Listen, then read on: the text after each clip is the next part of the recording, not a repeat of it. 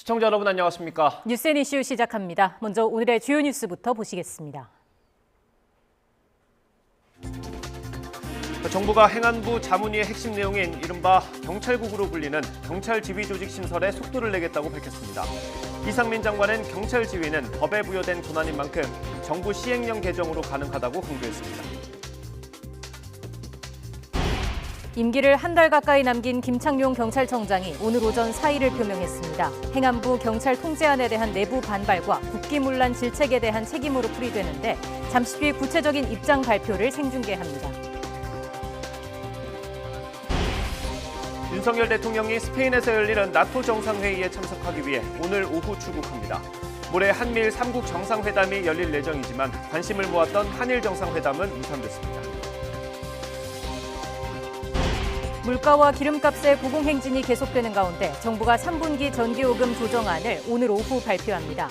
다음 달 전기요금이 인상되면 가스요금과 동시에 오르게 될 전망입니다. 서울대학교 인공지능연구팀이 세계적인 학술대회 표절 논문을 제출한 걸로 드러나 학교 측이 진상조사를 벌이고 있습니다. 제1저자가 표절 사실을 인정한 가운데 공저자 중엔 이종호 과기부 장관의 자녀도 포함된 걸로 확인됐습니다. 밤사이 서울 최저기온이 25.4도를 기록해 관측 사상 처음으로 6월 열대야로 기록됐습니다. 장마전선이 다시 올라오면서 중부지방에는 내일까지 최고 150mm의 많은 장맛비가 내리겠습니다.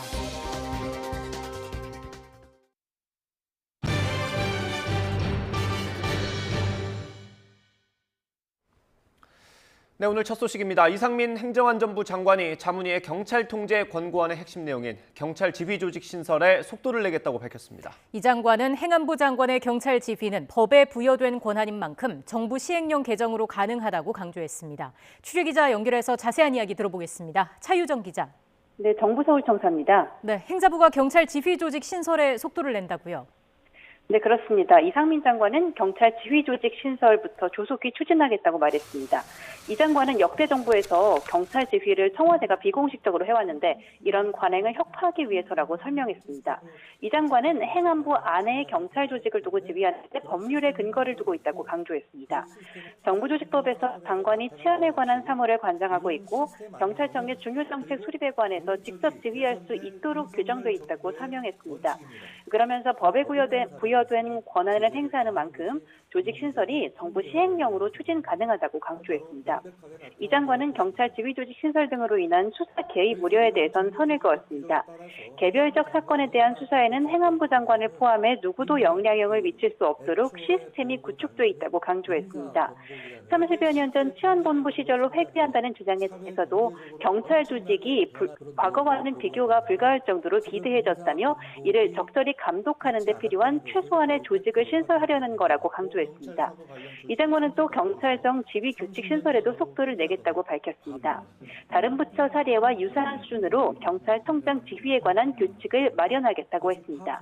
구체적으로 지휘 규칙 제정을 통해 정책 및 인사 등에 대해 긴밀한 협업 체계를 구축하겠다고 강조했습니다. 행안부 장관의 경찰 고위직 인사에 대한 징계 요구권 등에 대한 권고안에 대해선 법 개정이 필요한 사안인 만큼 추가 논의를 거쳐 입법을 추진하겠다고 말했습니다.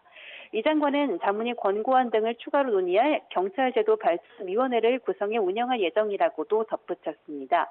이 장관은 김창룡 경찰청장의 사의 표명과 관련해선 경찰청장 사임에 대해선 법과 절차에 따라서 처리될 것으로 알고 있다. 이렇게 짧게 답변했습니다. 지금까지 정부 서울청사에서 전해드렸습니다. 제주도 한 달 살기를 떠난다던 일가족 3명이 전남 완도에서 실종된 지 엿새가 지났습니다. 경찰은 완도 선착장과 해안 일대를 수색하고 있습니다. 현장에 취재기자 나가 있습니다. 오선열 기자. 네, 전남 완도 명사심리해수욕장에 나와 있습니다. 네, 이 일가족이 완도에 있는 펜션에서 머물면서 좀 수상한 점이 있었다고요? 네, 그렇습니다. 조윤아 양의 가족은 지난달 24일부터 이곳 완도 명사심리 인근 펜션에서 모두 엿새를 지냈습니다. 24일부터 28일까지 4박 5일을 묵고 하루 걸러 29일부터 펜션을 나섰던 당일까지 이틀을 더 지냈는데요. 방 밖으로 거의 나오지 않았고 물놀이도 하지 않았다고 목격자들은 증언했습니다. 조윤아 양 가족이 머문 펜션은 1박에 40만 원 정도로 수영장이 딸린 펜션이지만 따뜻한 물도 신청하지 않았다고 합니다. 이와 함께 조윤아 양 부모는 학교 측에 지난달 19일부터 제주도 한 달 살기를 하겠다고 신청했는데요. 정작 완도 펜션을 예약한 날짜는 이틀 앞선 17일입니다. 이에 따라 제주에서 한 달 살기 체험은 아이를 학교에 보내지 않기 위한 핑계일 가능성이 제기되고 있습니다. YTN이 어제 조윤아 양 일가족의 가장 최근 모습이 담긴 CCTV 화면을 단독으로 확보했는데요. 지난달 30일 밤 11시쯤이었습니다. 어머니가 잠이 들었는지 어쩐지 모르지만 축 처진 조양을 등에 업고 숙소에서 나와 차를 타고 이동하는 장면이 확인됐습니다. 경찰이 조양 가족의 휴대전화 신호를 추적한 결과 조양과 어머니는 2시간 뒤인 다음날 새벽 1시쯤 신호가 끊겼습니다. 이후 3시간 뒤인 새벽 4시쯤엔 조양 아버지 휴대전화 신호는 차로 7분 거리인 선착장에서 꺼졌는데요. 경찰이 선착장 일대를 중심으로 가족이 탔던 차량을 찾고 있지만 아직 발견되지 않고 있습니다. 네, 경찰 수색은 어떻게 진행되고 있습니까? 네, 아직 작은 단서 하나 나오지 않고 있는데요. 경찰은 오늘 수색 인력을 150명을 더 투입하기로 했습니다. 특히 차량 수색을 집중하고 있는 만큼 광주경찰청 잠수 요원들도 투입하기로 했습니다. 이 조윤아 양 아버지 휴대전화 신호가 마지막으로 잡힌 곳이 완도 신지면 서쪽에 있는 송곡 선착장인데요. 경찰은 이들 가족이 중간에 이동했을 가능성도 보고 완도 신지면 동쪽 해안까지 수색 범위를 늘릴 계획입니다. 해경도 헬기와 금속 탐지기를 탑재한 고속 단정과 드론 등을 투입해 인근 성과 바다까지 수색 범위를 확대하고 있습니다. 경찰 조사 결과 이들 가족은 제주도를 방문하지 않았고 전남 지역 지자체가 운영하는 농촌 살기 체험에도 참여하지 않은 것으로 파악됐습니다. 경찰은 조양 가족의 행적을 아는 사람은 경찰 민원센터 182로 신고해달라고 거듭 당부했습니다. 지금까지 전남 완도 명사심리해수욕장에서 YTN 오순열입니다.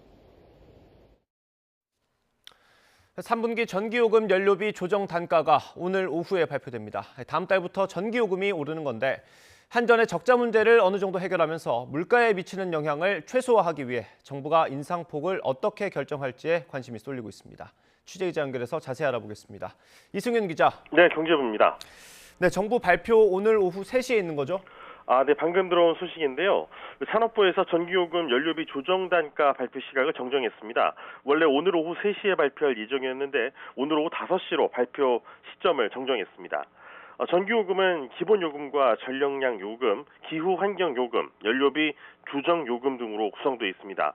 이 가운데 연료비 조정요금은 분기마다 조정됩니다.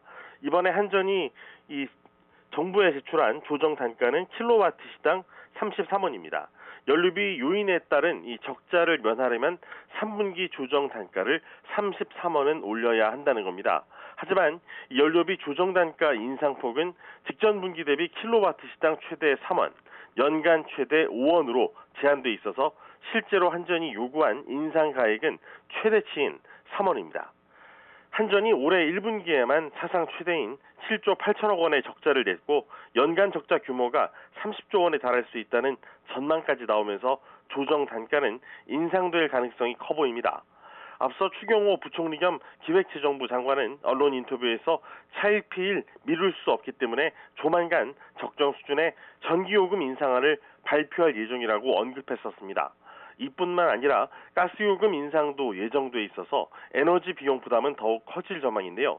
다음 달부터 주택과 일반용인 민수용 가스요금의 원료비 정산 단가가 메가줄당 1.9원으로 기존보다 0.67원 인상됩니다. 전기와 가스요금이 7월에 동반 인상되는 겁니다. 이처럼 공공요금까지 줄줄이 오르면서 가뜩이나 치솟고 있는 고물가 행진에 상당한 영향을 줄 것으로 보입니다. 지금까지 경제부에서 YTN 이승윤입니다. 끝을 모르고 오르는 밥상 물가의 이른바 공시생들의 저렴한 한 끼를 책임지던 컵밥마저 가격 인상 흐름을 피하지 못하고 있습니다. 학원가를 찾는 공시생 역시 줄어드는 추세라서 상인들의 시름이 더 깊어지고 있습니다. 현장에 취재기자 나가 있습니다. 송재인 기자. 네, 서울 노량진 컵밥거리에 나와 있습니다. 네, 현장 분위기 어떻습니까? 네, 점심시간 들어 발걸음이 조금 늘긴 했지만 이곳 컵밥거리는 이전만큼의 활기를 되찾지는 못한 모습입니다. 무엇보다 상인들의 표정에서 시름을 감출 수가 없었는데요. 최근 러시아의 우크라이나 침공 사태 등으로 국제 곡물 가격이 오르면서 컵밥에 들어가는 재료 가격 대부분도 훌쩍 뛴 상태입니다. 먼저 컵밥의 핵심이라고 할 수 있는 쌀값은 20kg 기준 4만 원대 전후를 맴돌다가 최근엔 6만 원대까지 올랐습니다. 또 컵밥에 들어가는 닭고기는 2kg당 3만 2천 원 정도 하다가 6만 4천 원까지, 그러니까 2배로 뛰어버렸고, 빠질 수 없는 대표 재료죠. 스팸 역시 20% 넘게 가격이 올랐다는 게 상인들의 설명입니다. 16년째 노량진 학원가 일대를 지켜오며 공시생들의 가벼운 주머니 사정을 달래주던 상인이 처음으로 500원 가격을 올린 이유입니다. 직접 들어보시죠. 너무 많이 올라서 이거 팔아도 적자인데 할 수가 없지, 감당이. 근데 지금도 이제 회원들은 막 500원씩만 더 올린 게 어떻겠는가 그러는데, 우리가 그냥 지금 올려갖고 학생들도 그래도 힘든데 뭘 올리냐고 지금 그러는 입장이고. 하지만 식용유와 밀가루 등 원자재 대부분 가격이 2배로 오른 상황에선 본전도 남기기 어려운 상황이라고 토로하는데요. 이것 학원가를 찾는 공시생들이 점점 줄어들고 있는 것도 상인들의 고충을 더하고 있습니다. 공무원 시험 응시생이 줄어드는 데다 학원보다는 온라인 강의를 선호하는 추세가 이어지면서 손님 수 자체가 줄었다는 건데요. 얼어붙은 상권의 고물가 상황까지 견디다 못한 일부 상인들은 결국 컵밥집 문까지 닫으면서 이곳 거리에는 쓸쓸함이 더욱 늘고 있습니다. 지금까지 서울 노량진 컵밥거리에서 YTN 송재인입니다. 행정안전부가 이른바 경찰국 신설과 경찰청장 지휘규칙 제정을 골자로 한 경찰 통제 강화를 공식화한 가운데 김창룡 경찰청장이 사의를 표명했습니다. 김 청장이 경찰청에서 직접 입장을 발표합니다. 현장으로 가보겠습니다. 존경하는 국민 여러분, 14만 경찰 가족 여러분, 저는 지금 이 순간 경찰청장에서 사임하고자 합니다. 경찰청장으로서 저에게 주어진 역할과 책임에 대해 깊이 고민한 결과 현 시점에서 제가 사임하는 것이 최선이라는 판단을 하였습니다. 먼저 행정안전부 경찰제도 개선 자문위의 논의와 관련하여 국민의 입장에서 최적의 방안을 도출하지 못해 송구합니다. 국민을 위한 경찰의 방향이 무엇인지에 대해 진심 어린 열정을 보여준 경찰 동료들께도 깊은 감사와 함께 그러한 염원에 끝까지 부응하지 못한 것에 안타까움과 미안한 마음을 전합니다. 지난 역사 속에서 우리 사회는 경찰의 중립성과 민주성 강화야말로 국민의 경찰로 나아가는 핵심적인 요인이라는 교훈을 얻었습니다. 해당 경찰법 체계는 그러한 국민적 염원이 담겨 탄생한 것으로 이러한 제도적 기반 위에서 경찰은 세계 최고 수준의 안정된 치안을 인정받을 정도로 발전을 이루어 왔습니다. 권고안은 이러한 경찰 제도의 근간을 변화시키는 것으로 그간 경찰은 그 영향력과 파급 효과를 고려하여 폭넓은 의견 수렴과 심도 깊은 검토 및 논의가 필요함을 지속적으로 강조해 왔습니다. 비록 저는 여기서 경찰청장을 그만두지만 앞으로도 국민을 위한 경찰제도 발전 논의가 이어지기를 희망합니다. 아울러 새로이 구성될 지휘부가 국민의 뜻을 받들고 구성원의 지혜를 모아 최선의 경찰제도 마련을 위해 노력해 주리라 믿습니다. 국민 여러분께서도 아낌없는 관심과 성원을 보내주실 것을 부탁드리며 이번 과정을 거쳐 경찰이 오직 국민만을 바라보고 일할 수 있는 조직으로 바로 쓸 수 있기를 소망합니다. 감사합니다. 네, 다음 소식입니다. 여야의 국회 원구성 협상이 검수완박 관련 갈등으로 번지면서 여전히 출구를 찾지 못하고 있습니다. 이런 가운데 장제원 의원 등 친윤 의원들을 중심으로 한 연구 모임이 오늘부터 본격적인 활동을 재개했습니다. 자세한 내용 국회 취재기자 연결해서 알아보겠습니다. 이경국 기자. 네, 국회입니다. 네, 국회 원구성 협상 진행 상황부터 짚어보겠습니다. 여야가 제안과 역제안을 주고받으면서 팽팽한 공방을 이어가고 있죠.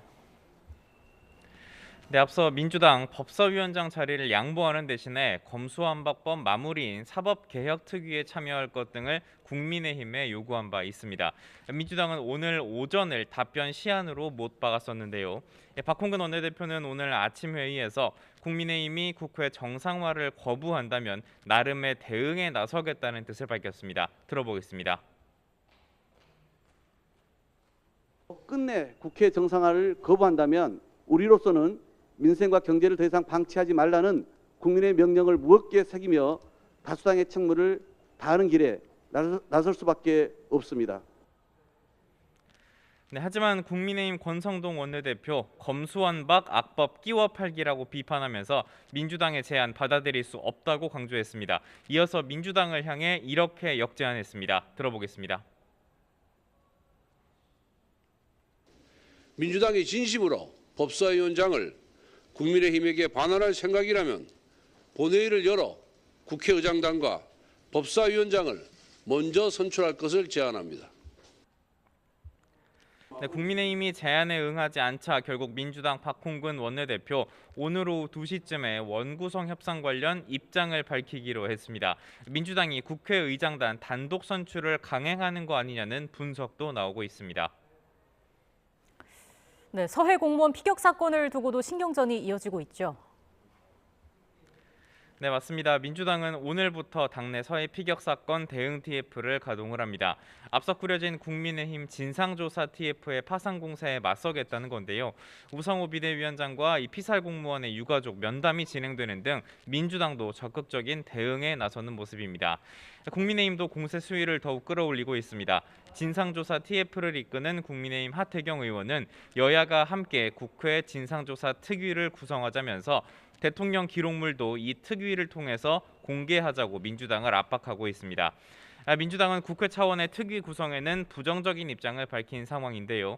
다만 진성준 민주당 원내수석 부대표는 MBC 라디오에 나와 국민의힘이 정식으로 제안한다면 대통령 기록물 열람에는 동의할 수도 있다는 입장을 내놨습니다.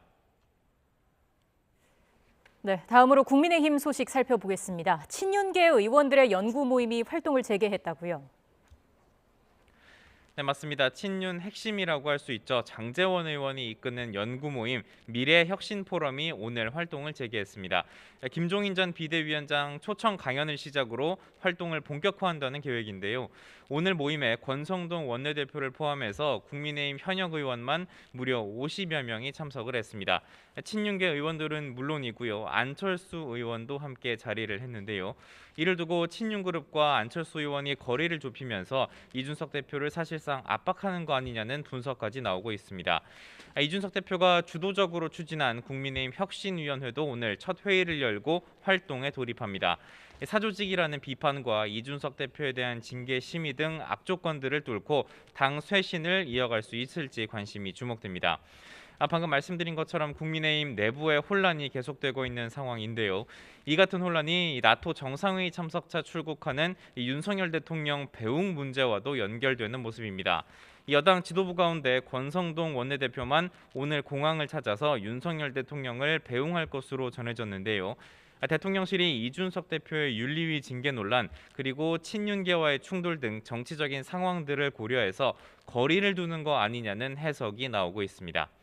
이런 가운데 민주당 오늘 전당대회 준비위원회 회의를 열고 당대표 선거 규칙을 논의했습니다. 현행 45%인 대의원의 투표 반영 비율을 줄일지와 함께 집단 지도 체제로 변경할지 등이 테이블에 함께 오른 것으로 전해졌습니다. 지금까지 국회에서 YTN 이경국입니다. 코로나19 국산 1호 백신 후보인 SK바이오사이언스의 스카이코비1 멀티주가 중앙약심위의 심의를 통과했습니다. 최종 점검위원회 최종 결정만 남았는데 이번 주 중에 품목 허가가 날 것으로 보입니다. 취재기자 연결합니다. 신현준 기자. 네, 신현주입니다. 네, 국산 1호 백신이 중앙약심위에서 안정성과 유효성을 인정받은 셈이죠. 네, 국산 1호 코로나19 백신 후보인 SK 바이오사이언스의 스카이코비언이 품목허가 최대 고비를 무사히 통과했습니다. 식약처는 중앙약사심의위원회에서 백신의 안전성과 유효성을 논의한 결과 품목 허가가 가능하다는 결론을 내렸다고 밝혔습니다. 스카이코비언 백신은 유전자 재조업 방식으로 4주 간격으로 2번 접종하면 되는데요. 초저온 상태에서 보관해야 하는 mRNA, 리보액산 방식의 백신과는 달리 2에서 8도의 냉장 상태에서 보관 유통이 가능합니다. 또 이미 허가된 아스트라제네카 백신과 비교했을 때 중화항체의 역가는 2.93배 형성돼 효과가 높았습니다. 임상시험에서 발생한 이상 반응 등을 볼 때 안전성은 허용할 수 있는 수준이고 전반적으로 대조 백신과 유사한 정도라는 게 위원회의 판단입니다. 다만 국소와 전신에서 예측되는 피로와 근육통 등의 이상 반응이 2차보다 1차 투여 뒤에 고령자보다는 젊은 성인에게서 발생률이 높아 1차 접종 시 안내가 필요하다는 의견이 제시됐습니다.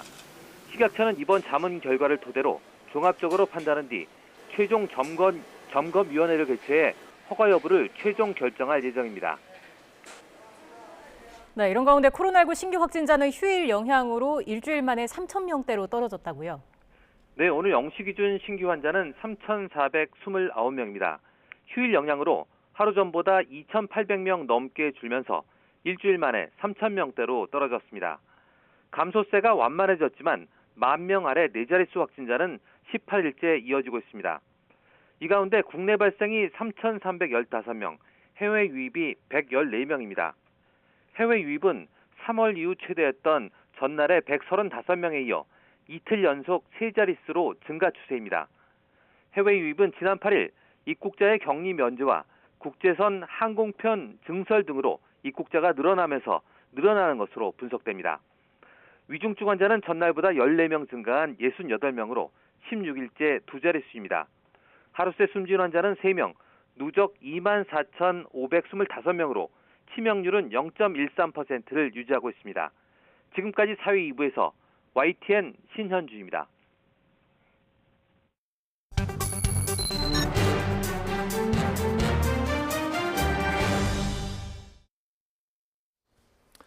정부가 경찰 통제 강화 계획을 발표한 가운데 김창룡 경찰청장이 사의를 표명했습니다. 경찰 내부의 반발과 혼란이 불가피할 걸로 보입니다. 한편 전남 완도에서 실종된 조윤아 양 가족의 행방은 여전히 묘연합니다. 이 내용까지 이웅혁 건국대 경찰학과 교수와 함께 짚어보겠습니다. 어서 오십시오. 네, 안녕하십니까. 네, 일단 먼저 행안부 발표 내용부터 보겠습니다. 앞서 자문위 권고안이 발표됐었는데 대부분 반영이 된 거죠? 네, 뭐 그 내용에 뭐 변동은 없는 것 같고요. 예. 다만 이제 그 최근에 논란이 됐던 한 2가지 점에서 나름대로 해설을 함께 했던 것이 하나의 특징이 아닌가 생각이 되는데요. 뭐 예를 들면 그 중립화와 이제 관련된 것이 예. 경찰 중립화가 사실상 헌법적 그 가치라고 하는 이런 비판. 이런 점인데 이것을 무력화시키는 것이 아니냐 예. 이런 그 비판적 시각이 있었는데 중립화와 그 관련돼서는 다른 공무원도 함께 하는 것이 기 때문에 그것에 있어서의 문제점은 없다라고 하는 것을 또 강조한 것 같고요. 정치적 중립 얘기죠. 네, 그리고 또 지금 행안위 자문위에서 나왔던 내용이 법적 근거가 상당히 좀 부족한 법을 우회하는 이와 같은 이른바 그 시행령 통치한 모습이 아니냐 이런 그 비판과 그 관련돼서도 행안부 장관은 여러 가지 합리적 법령 해석에 근거해 보면 행안부 장관이 지휘 감독함이 타당하다 이런 그 입장을 밝혔습니다. 예. 그런데 그것은 여전히 논란이 될 수밖에 없는 이제 이런 그 사항으로 여지가 상당히 그 남아 있다고 개인적으로 평가하고요. 예. 어쨌든 내용 그 자체는 그 지난 21일에 있었던 행안위 자문위의 권고안과 특별히 그 다른 것은 없다고 요약을 할 수 있고요. 예. 다만 지금 이렇게 행안부 장관께서 세세하게 더군다나 원래는 어제 발표 예정이었었는데 상당히 그 입장을 또 시기를 앞당겨서 이렇게 얘기를 한 것은 사실 지금 전국에 걸쳐서 일선 경찰관들이 이 자신의 성명과 이름과 얼굴을 다 보이면서 현수막까지 이런 것은 정부 수립 이후에 전혀 없었던 사항으로 평가할 수 있을 것 같습니다. 더군다나 그 이 새로운 정부 초기에 예. 이른바 그 서슬퍼런 이런 상황에서 그동안 가장 신분의 취약성이 있었던 일선 경찰관들이 이렇게 지금도 계속 반발하고 있는 네. 이런 모습과 관련돼서 새 정부의 이른바 그 전국 운영에 대한 그 추동력이 혹시 빠질지 않을까라고 하는 이런 판단 때문에 아마 그 신속하게 이런 행안부 장관 입장을 밝힌 것 같고요. 예. 또 그 신임 경찰청장 그 인사도 예상보다 빨리 분명히 또 이루어질 것 같습니다. 물론 지금 그 경찰청장이 그 사의 표시를 했습니다만 벌써 그 이틀 3일 전에 6명의 그 치안 정감에 대해서 인사 검증 그 동의서를 아주 급속하게 그 받았기 때문에 이와 같은 수습을 하려고 하는 그런 입장이 아닌가 이런 의미를 드는데요. 그렇다고 봤을 때 사실은 신임 경찰청장이 정말 14만 경찰 조직원을 제대로 통솔할 수 있는 리더십 확보가 이루어질 것인가 이런 가장 큰 문제가 목전에 저는 있다고 생각됩니다. 왜냐하면 지금 이제 말씀드린 바와 같이 일선 경찰이 이렇게 그 반발을 하고 있는 상황에서 새로운 그 신임 경찰청장은 지금 행안부의 권고안을 그대로 뭐 수용하겠다고 한다면 이건 무엇인가 조직의 의사와 반하는 청장이구나 이러한 문제 그리고 지금 신임 경찰청장은 지금 이루어진 그 인사와 관련돼서 영향력을 전혀 행사할 수가 없었죠. 행안부 장관이 다 주도해서 인사권을 행사했기 때문에 그러면 그 부하 경찰 직원들은 사실상 그 정당성과 지휘력의 근거면에서 사실 또 무력화될 수 있는 그래서 신임 경찰청장이 일부에서는 이런 비판도 있습니다. 신임 경찰청장이 아니고 혹시 신임 경찰국장이 되는 것은 아닌가. 이것이 현장의 목소리인데요. 어쨌든 이런 논란들이 그 조속하게 그 해결이 돼서 이와 같은 그 에너지가 이른바 그 국가 권력 기관 간의 권력에 있어서의 다툼 또는 과거에 있었던 그 권력 기관 개편, 재편을 이번에 다시 재개편을 하려고 하는 것은 아닌가의 에너지와 목적을 갖기보다는 사실상 이와 같은 에너지를 현장에서 과연 국민들이 현재 무엇을 필요로 하고 정말 국민들이 경찰에게 요청과 신변보호 요청을 했을 때 무엇 때문에 그 경찰이 이렇게 머뭇머뭇거리고 제대로 작동을 못하는지 이런 것에 초점을 맞춰서 사실은 그 행안부 자문위가 자문을 했으면 더 바람직했던 것은 아닌가 개인적인 생각을 해봅니다. 어쨌든 파장은 또 불가피할 것으로 보이고요. 일단 정부가 추진하겠다고 했으니까 지휘 규칙 같은 걸 만들 때 좀 독립성을 보장하는 장치가 필요할 것 같은데 어떤 방향으로 좀 나아가야겠습니까? 근데 그 부분이 결국은 이제 그 관련 그 법안의 그 개정을 필요로 하는 것입니다. 왜냐하면 그 경찰법과 그 국가 정부조직법에 의하면 행안부 장관의 16가지 그 소관 업무를 분명히 해놓고 있는데 이 16가지 소관 사무는 치안 사무를 의도적으로 배제해 놓고 있습니다. 이것이 1991년 마련된 그 경찰법 때문인데요. 물론 지금 그 행안부에서는 이것을 우회적으로 포함하는 것이기 때문에 지금 말씀하신 그 지휘 규칙과 관련된 것도 치안 관련된 업무가 소관 사무가 아님에도 불구하고 지휘를 이 부령으로 시행료로 하겠다고 한다면 이른바 그 인사행정, 법치 인사행정에 또 반할 수 있는 문제가 있고요. 가장 핵심적인 것은 지금 행안부의 여러 가지 그 안 자체가 사실은 원론적으로 보게 되면 국가경찰위원회에서 해야 할 일인 것이죠. 그럼 지금 이 사항이 사실은 국가경찰위원회와 충돌되거나 또는 중복되거나 그런 이제 그 문제점이 있는데 이것에 대한 이제 그 해결 그 방안이 빨리 마련이 돼야 됩니다. 즉 국가경찰위원회 실효화. 그래서 이 국가경찰위원회 관련된 법안은 이미 그 국회에 그 4개가 지금 상정이 그 되어 있습니다. 그런데 이것에 대한 실효화에 대한 그 입장을 빨리 정리를 해서 중립화를 하고 또 일선에서 이른바 경찰들이 현장 집중할 수 있도록 하고 이러한 지금 합의적인 그런 방안이 지금 그 질문하신 가장 중립적인 방안은 뭐냐? 지금 마련된 법을 빨리 통과를 하든 아니면 지금 여당과 그 야당이 신속하게 그야말로 합의를 해서 이와 같은 사실 전반적인 양상은 그렇게 국민 입장에서 뭐 이게 아름다운 모습은 이제 아니기 때문에 그래서 어쨌든 법안 통과, 법안 개정을 전제로 하는 것이 아니겠는가, 그것이 좋은 방법이 아닌가 생각이 되고요. 또 다른 이제 그 대안 같은 경우는 지금 이번 정부에서도 자치 분권을 강조하고 있습니다. 그래서 작년에 이미 그 자치 경찰 제도가 탄생이 되었습니다. 네. 그런데 탄생이 되었지만 여러 가지 한계점이 있습니다. 이른바 무늬만 자치경찰이다. 예. 또는 1인 3역이다. 한 예. 지붕 세 가족이다. 그래서 이와 같은 중립화와 경찰에 대한 통제를 어떻게 그 지방자치 경찰 제도를 조금 더 실효화하고 현실에 그 맞게끔 해야 되느냐 이 부분과 관련된 필요하면 이것도 역시 좀 법 개정을 한다든가 뭐 이런 것이 좋은 대안이 되지 않을까 생각해 봅니다. 예. 정치권이 좀 빨리 움직여야 될 것 같습니다. 뭐 논의를 좀 해야 될 것 같고요. 앞으로 지켜보겠습니다. 주제를 좀 바꿔보겠습니다. 전남 완도 일가족 실종 사건입니다. 일단 이 세 가족의 행적이 확인된 게 지난달 31일이죠? 네, 그렇습니다. 그 CCTV 그 영상에 일정한 행위들을 하는 것이 이제 보였는데요. 네. 그 29, 30, 31일에 관한 그 영상들을 이제 보게 되면 특히 그 29일 같은 경우에는 완도 바깥에 차량이 있었다가 완도에 입도하는 그러한 그 CCTV가 이제 찍혔던 것이죠. 네. 그리고 나서 30일 그 YTN에서 그 단독으로 그 제가 지금 입수한, 화면 보여드리고 있습니다. 네, 저 지금 펜션에서 나오는 저 장면이 조금 30일 밤 11시 경으로 지금 확인되고 있습니다. 그러고 나서 지금 말씀하신 31일 그 새벽 1시부터 그 한 4시까지에 이 그 부모가 사실은 차량을 타고 또 이를테면 갖고 있었던 이 휴대폰에 마지막 그 연락선이 3시간 간격으로 단절되고 뭐 그런 것이 이제 현재까지 알려진 이제 구체적인 상황인 것이죠. 예, 저희가 지금 계속해서 그 CCTV 화면을 보여드리고 있는데 다시 한번 좀 보여주시겠습니까? 네, 지금 다시 한번 보여주시죠. 보시면 이게 머물던 방에서 나오는 그 장면인데 엄마가 윤하영으로 보이는 아이를 업고 나가는 그 장면인데 여기서 좀 눈에 띄는 부분이 있을까요? 네, 그 제일 그 중요한 그 점은 저 아이의 지금 그 모습으로 저는 생각을 합니다. 네. 즉 아이가 그야말로 잠에 들어 있었던 것인지 아니면 만에 하나 일정한 일이 그 생겨서 저처럼 축 처진 모습을 가질 수밖에 없었던 것인지 이것부터 이제 판단이 좀 필요한 대목인데요.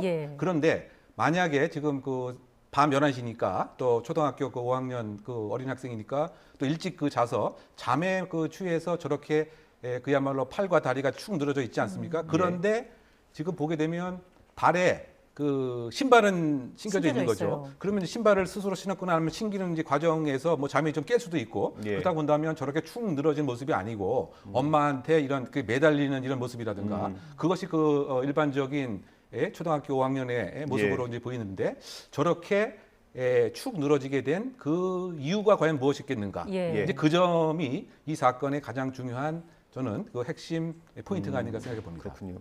지금 수사 중이니까 저희가 어떤 방향으로든 이제 판단을 내릴 수는 없는 상황이고요. 저희가 학교 관계자를 취재를 해봤습니다. 그래픽으로 좀 준비를 했는데요. 한번 띄워주시겠습니까? 네, 조윤아 양이 체험 학습을 신청한 게 19일부터입니다. 근데 그 학교가 18일부터는 재량 휴업이었다고 해요. 그래서 17일 날 우린 체험 학습 갈게요라고 신청을 해서 19일 날부터 떠나게 된 건데 돌아와야 하는 날이 그러니까 6월 15일이었죠. 예.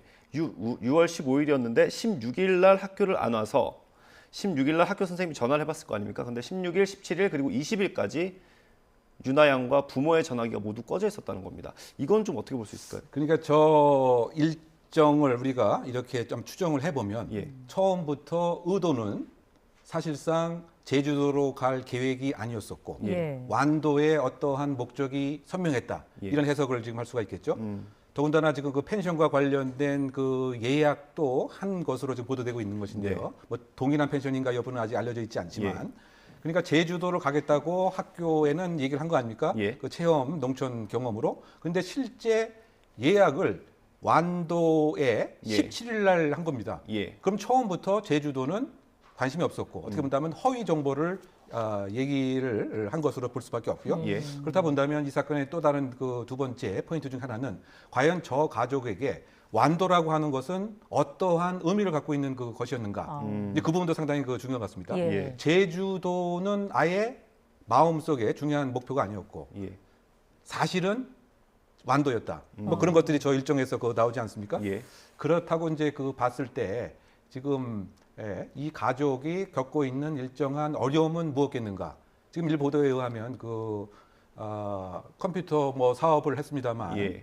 이 부모께서 작년에 뭐 폐업을 한 이후에 뭐 일정한 경제적인 이 어려움도 있었다라고 하는 보도도 있는데 네. 그와 같이 그 가족이 겪고 있는 경제적인 공공함과 이에 대한 압박감 이것도 하나의 그 중요한 가상적 그 이유가 될 수가 있겠고요. 예. 또는 그것이 아닌 이 가정이 그 안고 있는 뭐 가족 이론 중에 어떠한 이제 문제점이라든가 뭐 이런 것들을 해결하기 위한 뭐 이것도 하나의 방안 회피의 방안으로서 그 문제를 피하기 위한 예. 뭐 그런 것도 있고요. 그러다 예. 보니까 지금 그 수사의 그 중요한 그 방향 자체가 저 가족이 고 작년 6월을 전후해서 예. 어떠한 어려움이 그 있었던 것인지 또는 그 평상시에 여러 가지 그 고민과 관련된 걱정과 관련된 이런 얘기들을 지인, 가족 등을 통해서 그 내용은 이제 그 무엇이었던 것인지 예. 등등에 대한 자료 확보가 그 필요한 것이고요. 예. 그래서 결국은 이것을 조금 더 구체적으로 들어가게 되면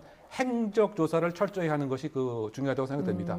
지금 이제 일정을 이렇게 쭉 말씀을 이제 하셨는데 예. 그러면 그 지난달 약 19일 경부터 예. 지금 27일 또 28일, 29일 그 시점까지 네. 처음부터 바로 완도로 갔는지 그리고 완도에 그 입도하고 나서 바깥으로 나간 것은 있었던 것인지 예. 그리고 완도 안에 계속 있었다고 한다면 지금 동일한 이 펜션에서 있었던 것인지 뭐 이런 등등에 대한 그 행적 조사 예. 그리고 그 행적 조사 중에서 혹시 외부와의 연락 관계 또는 통신 관계 그 중에서 그 가장 그 빈도가 그 높았거나 예. 뭐 이런 것 등에 그 초점을 맞춰서 지금 약 한 달간의 이 부모를 중심으로 한 사회적인 관계에 대한 재구성 이제 그것이 이번 사안의 전체를 조망할 수 있는 시작이 되지 않을까 생각해 봅니다. 예, 실제로 저희가 들어오기 전에 경찰 측에 확인을 해봤는데 경찰도 통신 기록을 들여다보려고 준비를 하고 있다고 하더라고요. 여기서 또 어떤 내용을 찾아낼 수 있을지 좀 지켜봐야 할 것 같고요. 그 휴대전화가 차례로 꺼졌다고 알려지지 않았습니까? 이게 뭐 일부러 끈 건지 아니면 어떻게 꺼진 건지 이런 것도 파악이 될 수 있습니까? 그러니까 지금 어쨌든 시차를 분명히 두고 있는 것은 밝혀진 것 같습니다. 네. 이 그 조양과 그 어머니가 약 30분 간격이 있었던 것 같고요. 또 이 조양의 어머니와 그 아버지가 또 3시간 후였던 거죠. 예. 그러니까 일정한 시차적인 연동성이 이렇게 시간 순으로 있습니다. 그것이 그 하면 바는 무엇인가 갑자기 예상치 못한 사고가 생겨서 동시에 3명에게 일정한 불운이 있었던 것은 아니다라고 하는 반증이죠. 예. 그것은 인위적인 꺼짐 행위가 있었기 때문에 사실은 이렇게 시차가 있었던 것은 아닌가. 예. 그렇다면 그 자연스러운 예상치 못한 사고사의 가능성은 아니지 않겠는가. 네. 이제 그런 예상이 가능한 이제 예. 그런 대목이고요. 그다음에 또 중요한 것은 순서입니다. 제일 먼저 꺼진 그 휴대폰의 대상자 주인이 조양이었고 예.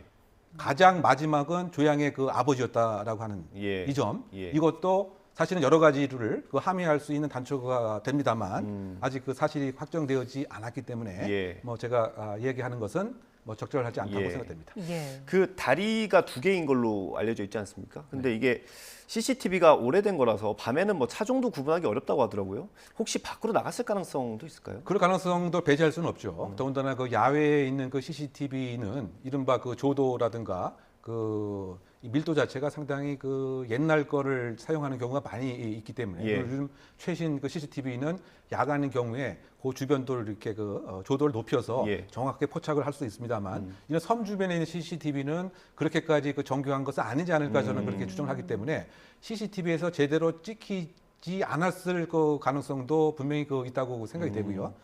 또는 CCTV에 찍히지 않았다고 하는 것은 결국 이 차량이 완도 안에 계속 있었던 것은 아닌가. 그런데 그것을 인위적인 노력으로 뭐 처분하거나 멸치하거나 뭐 또 그것이 두 번째 시나리오겠죠. 근데 어쨌든 질문 답변을 하게 되면 CCTV의 그 사각지대도 분명히 그 있는 것이고 네. 또 그 밤에 야간 같은 경우에 옛날 구형 CCTV라고 한다면 포착이 못했을 가능성도 배제할 수 없다 이런 생각됩니다. 일단 경찰이 모든 가능성을 열어두고 수색을 하고 있고요. 경찰이 실종 경보를 발령해서 제보를 받고 있습니다.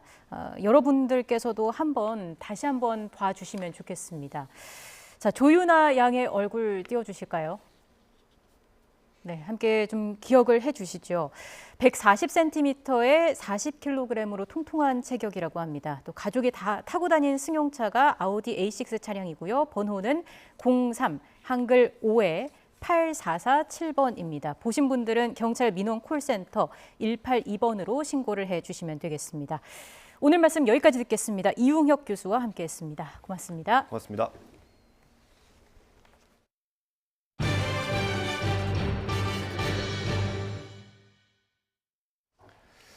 네, 밤사이 서울에는 올여름 첫 열대야가 나타났는데 6월 열대야는 관측 사상 처음이라고 합니다. 이번 주 중부지방은 장마전선 영향권에서 게릴라 호우가 이어지겠고 남부지방은 무더위와 열대야가 기승을 부릴 것으로 보입니다. 취재기자 연결해서 열대야와 장마 전망 자세히 알아보겠습니다. 정혜윤 기자. 네, 문화생활과학부입니다. 네, 밤사이 좀 덥다 싶었는데 서울에 첫 열대야가 나타났다고요? 네, 그렇습니다. 밤사이 서울 최저기온은 25.4도를 기록했습니다. 열대야 기준인 25도를 넘은 올여름 첫 열대야인데요. 관측 기록을 보니까 서울에서 6월에 열대야가 나타난 건 이번이 처음이었습니다. 서울만이 아니라 강릉 28.7도, 광주 25.1도, 대구 26.2도, 제주 27.8도 등 전국 대부분 지방에서 열대야가 관측됐습니다. 기상청은 북태평양 고기압 세력이 일찍 확장하면서 뜨겁고 습한 공기를 공급해 밤사이 기온이 25도를 웃돈 곳이 많았다고 밝혔습니다. 네, 장마도 좀 걱정입니다. 중부지방에는 호우가, 남부지방에는 무더위가 예고됐다고요? 네, 그렇습니다. 이번 주 장마전선 영향으로 중부지방에 또다시 호우가 예고됐습니다. 북서쪽에서 다가온 저기압이 장마전선으로 변하면서 비를 뿌리는 건데요. 우선 모레까지 수도권과 강원도에는 최고 250mm 이상의 폭우가 쏟아지겠고 오늘 밤사이 서울과 서해안, 강원 영동 등에는 강한 바람이 불면서 강풍특보가 내려지는 곳도 있겠습니다. 이후 이번 주 금요일까지 중부지방에는 주기적으로 국지성 호우가 이어질 것으로 보입니다. 특히 밤만 되면 비구름이 강해지는 야행성 호우가 예상돼 취약 시간대 비 피해가 우려됩니다. 반면 남부지방은 일찍 확장한 북태평양 고기압의 영향권에서 푹푹 찌는 무더위와 열대야에 시달릴 것으로 보입니다. 습도가 크게 높아져 온열 질환자가 발생할 가능성도 큽니다. 무더위가 기승을 부리는 가운데 남부 곳곳에서도 기습적으로 강한 소나기가 내릴 것으로 보여 호우 피해 대비도 필요합니다. 지금까지 YTN 정혜윤입니다. 푹푹 찌는 듯한 여름 더위가 한 달 이상 일찍 찾아왔습니다. 온도 자체가 높진 않지만 습도가 높아서 체감하는 더위는 더 심한데요. 당분간 이렇게 끈적한 날씨가 이어질 것으로 보이니까요. 온열 질환에 걸리지 않도록 건강관리 잘해주시기 바랍니다. 레이더 영상입니다. 북서쪽으로 강한 비구름이 분포했습니다. 이 비구름이 점차 남하하면서 중부지방에 영향을 줄 전망인데요. 현재 수도권과 강원지방 곳곳에 산발적으로 강한 비구름이 분포한 모습이고 이 지역에는 시간당 10mm 안팎의 비가 내리고 있습니다. 영남 해안지방에도 지형적인 영향으로 강한 비가 내리는 곳이 있는데 밀양에는 시간당 30mm의 강한 비가 내리고 있어 주의가 필요합니다. 앞으로 강하고 많은 비는 주로 중북부 지방에 집중될 것으로 보입니다. 모레까지 수도권과 강원도에 250mm 이상의 폭우가 쏟아지겠고요. 비가 내리는 곳에서는 초속 15m 안팎의 돌풍이 불겠고 벼락과 우박을 동반하며 요란하게 내리겠습니다. 또한 남부지방도 강한 남풍이 유입되며 제주 산간과 지리산 부근에 100mm가 넘는 소나기가 쏟아지겠습니다. 오늘 서울 한낮 기온은 어제와 비슷하겠지만 폭염특보가 발효 중인 동해안과 남부지방은 무덥겠습니다. 오늘 낮 기온 서울 28도, 대전과 대구는 29도까지 오르겠습니다. 장맛비는 주 후반까지 중부지방을 중심으로 길게 이어지겠고요. 내일 밤과 모레밤이 국지성 호우의 고비가 될 전망입니다. 지금까지 날씨 정보였습니다. 농협 직원이 회사 돈 40억 원을 빼돌려서 스포츠 토토 등을 사들였다가 적발된 사건 저희가 전해드렸습니다. 그런데 또 다른 지역 농협에서도 30대 직원이 거액의 회사 돈을 횡령한 정황을 YTN이 단독으로 확인했습니다. 경찰 조사가 진행 중이긴 하지만 농협이 추정하는 이 직원의 횡령 금액은 무려 70억 원이라고 합니다. 취재기자 연결해서 자세히 알아보겠습니다. 강민경 기자. 네, 사회일보입니다. 네, 지난번 경기 광주시에 이어 또 농협 직원의 횡령 사건이 터졌는데 규모가 훨씬 큽니다.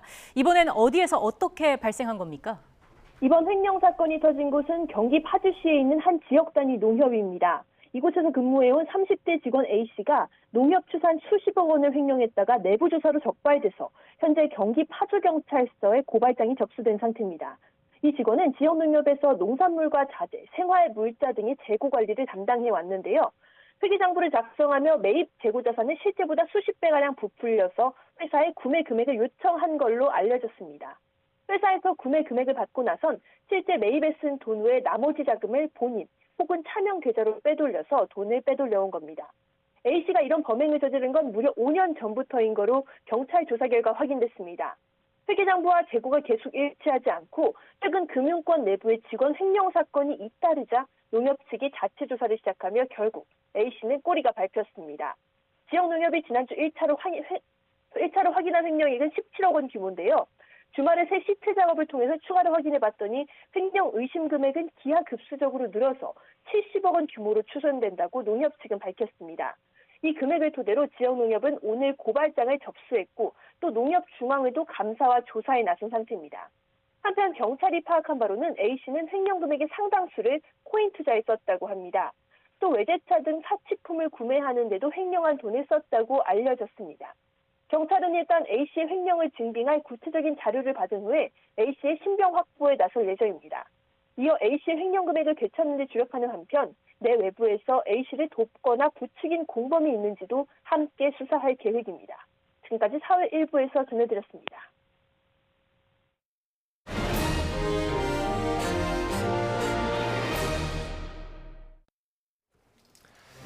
네, 대통령과 여당 대표의 만남이 화제입니다. 정확히 말하면 만났는지 안 만났는지 여기에 관심이 쏠리고 있습니다.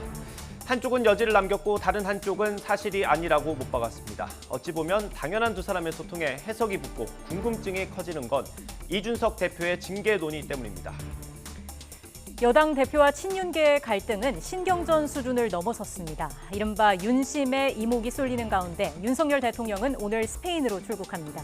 보통 1호기에 오를 때 여당 지도부의 환송과 대통령의 당부가 있기 마련인데 이준석 대표는 가지 않는 것으로 전해졌습니다. 대통령실의 거리두기라는 해석도 나오고 있습니다. 오늘의 전국대담 관련 내용으로 시작하겠습니다.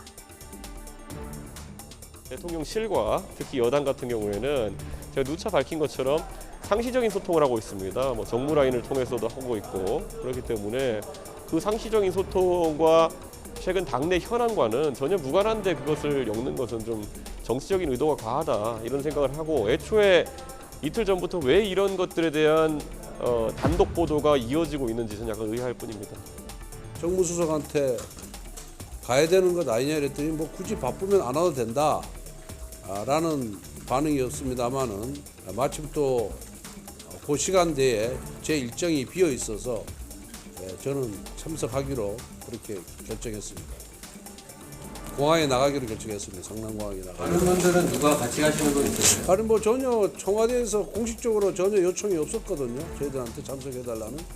그래서 하여튼 제가 자진해서 그냥 가는 겁니다.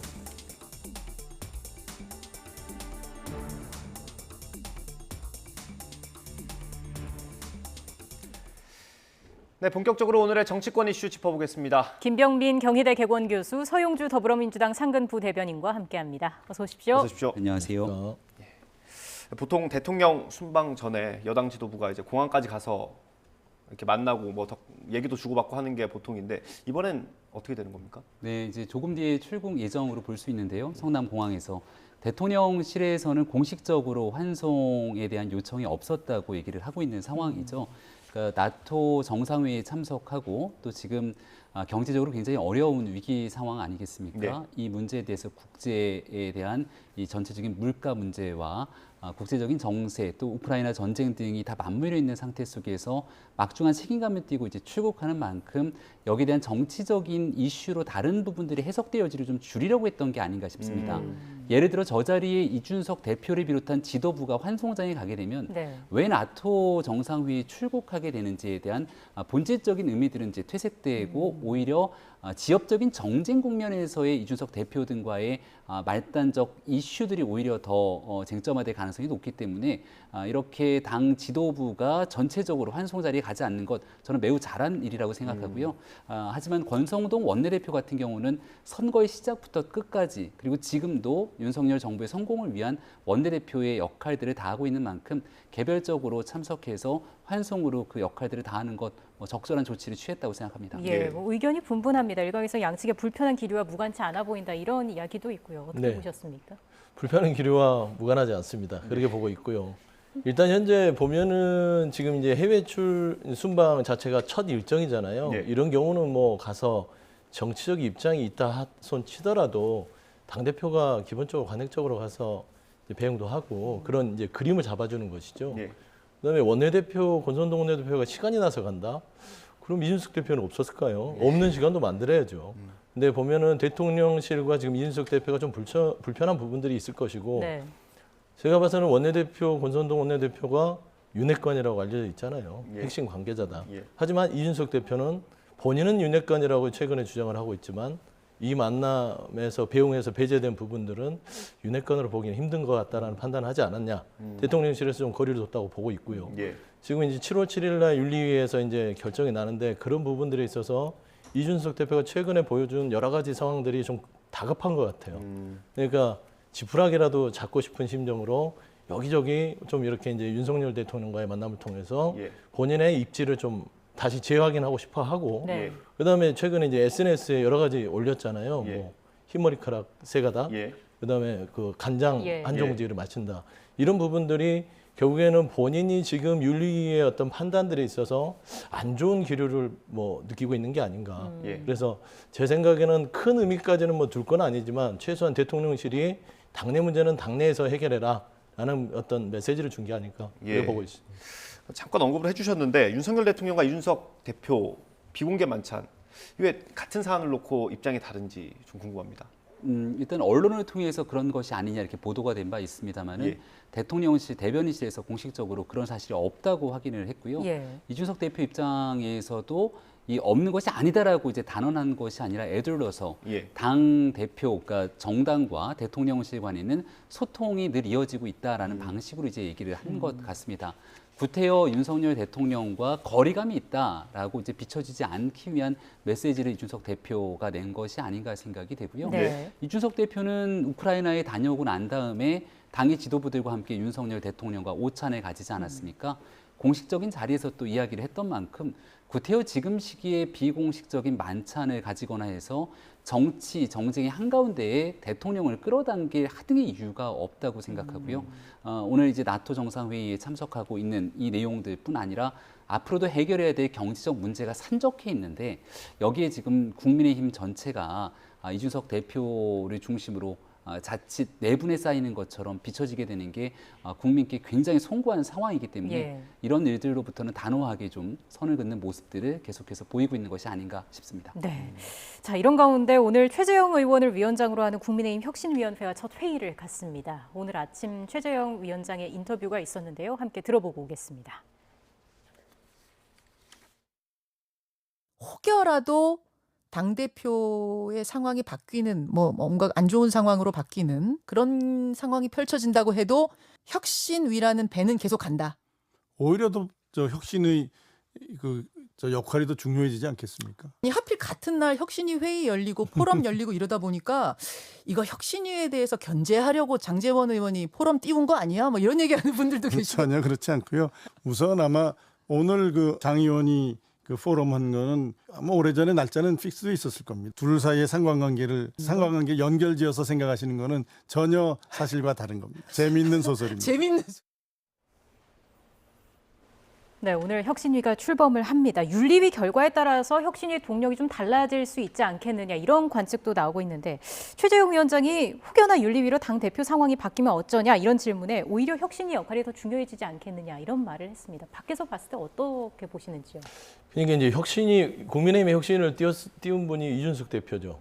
그러니까 제가 봐서는 이게 하나의 포석이었던 것 같아요. 본인이 지금 당내 상황이 여러 가지로 정치적으로 좀 밀리고 있으니까 혁신을 띄워놓고 이준석이라는 사람의 인물의 상징이 국민의힘의 30대 젊은 대표로서 혁신적인 네. 그런 기치로 내가 들어왔고 국민의힘은 내가 필요하다라는 메시지를 준 것이죠. 그러니까 윤리위에서 어떤 판단을 내리는 것들이 결국에는 당에 도움이 되냐 안 되냐 선택해라.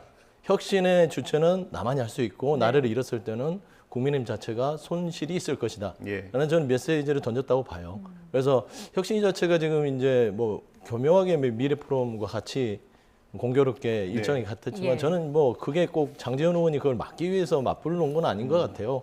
그렇게 보는 부분은 있겠지만 일단은 최재형 의원이 이끌고 있는 혁신위 자체는 이준석 대표가 말하자면 당에서 윤리위에 면제부는 아니더라도 어떤 필요성에 대한 각인을 주는 하나의 그 어떤 모임 자체로 발족을 했기 때문에 제가 보는 혁신위에서 지금 뭘 논의할지 모르겠습니다. 왜냐하면 이미 대선도 이겼고 지선도 이겼고 그리고 혁신위에서 했던 말이 이제 다음 총선 부분을 얘기하는데 그게 굳이 지금 국정 운영이나 안정에 대해서 먼저 얘기를 해야지 2년 뒤에 총선을 또 생각한다? 뭐 국민의힘이 선거만 하다 끝날 건 아니잖아요. 이제 정부 여당으로서 국정을 어떻게 책임질 부분인지 이런 게 우선돼야 되는데 그 이변에 보면은 이준석 대표의 그런 혁신 부분들은 본인이 살기 위해서 만든 부분이 있지 않았을까 좀 판단을 하고 있습니다.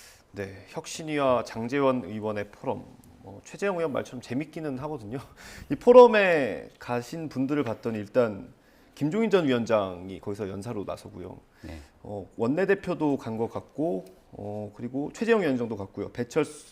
배현진 의원, 안철수 의원 등등 가셨더라고요. 그러니까 뭐 누가 왔네라고 말하기 힘들 정도로 되게 많이 오셨던데 이 부분은 어떻게 봐야 될까요? 당내 인사 뭐 누구 하나 빼놓지 않고 거의 다 참석한 것이 아닌가 생각이 되고요. 애당초 장제원 의원이랑 다소 좀 걸끄러운 관계가 아니냐, 김종인 위원장 그런 평가들이 있었는데 김종인 위원장을 장제원 의원이 직접 초대를 했고 또 김종인 위원장도 전혀 거리낌 없이 그 자리에 가서 많은 얘기들을 쏟아낸 것 아니겠습니까?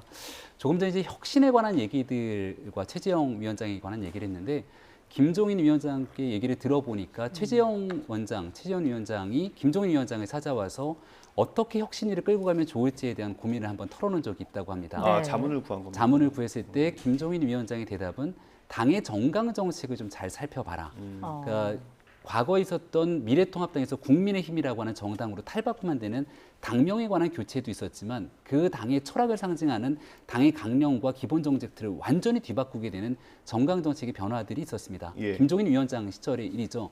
근데 이제 지금 와서 혁신이 필요하다면 그렇게 바꿔낸 정강 정책을 얼만큼 국민의힘이 제대로 실천하고 있는지를 살펴보면서 미진하고 부족한 일들이 있으면 채워나가는 게 혁신의 시작이다. 아마 이런 얘기를 건넨 것 같아요. 이거 이제 최재형 위원장에게만 한 것이 아니라 아마도 가고 있는 많은 국민의힘 관계자들에게 더 혁신해서 나아가기 위한 당의 원로로서 해야 되는 일이 있다면 지금 있게 되는 미래혁신 포럼을 비롯한 어느 곳에서든지 가서 그러한 역할들을 하지 않을까 싶고요. 지금 좀 국민의힘에서 찾아보기 힘든 이 메시지가 약자와의 동행이기도 합니다. 한때 김종인 위원장과 비대위에서 서민을 위한 정당으로서의 약자와의 동행을 굉장히 강조했는데 최근 이준석 대표가 주도적으로 이끌고 있는 국민의힘에는 그런 모습들이 잘 보이지 않죠.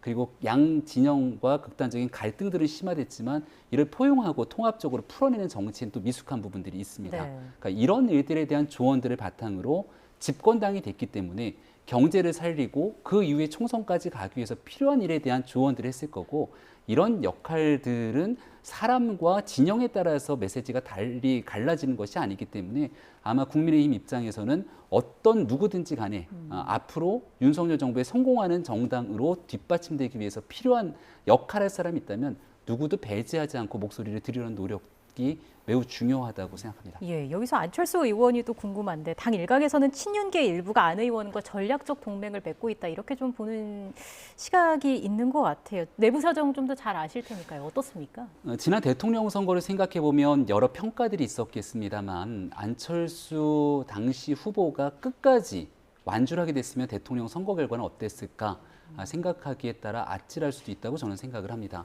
그렇기 때문에 선거를 앞두고 있는 시점에 국정, 성공한 정부와 미래를 위해서 결국 단일화에 같이 합의를 했고 네. 그 이후에 합당을 통해서 이어지게 되는 국민의힘의 변화와 혁신에도 모든 국민이 보고 있는 앞에서 약속을 했죠. 그렇게 다가섰던 안철수 후보에 대해서 국민의힘에 있는 많은 국회의원들이 비롯한 정당 내 구성원들이 두 팔 벌려 환영하고 함께하는 모습을 취해나가는 것은 정치적 도의, 이른바 상도라고 할 수 있지 않을까 생각이 되는데요.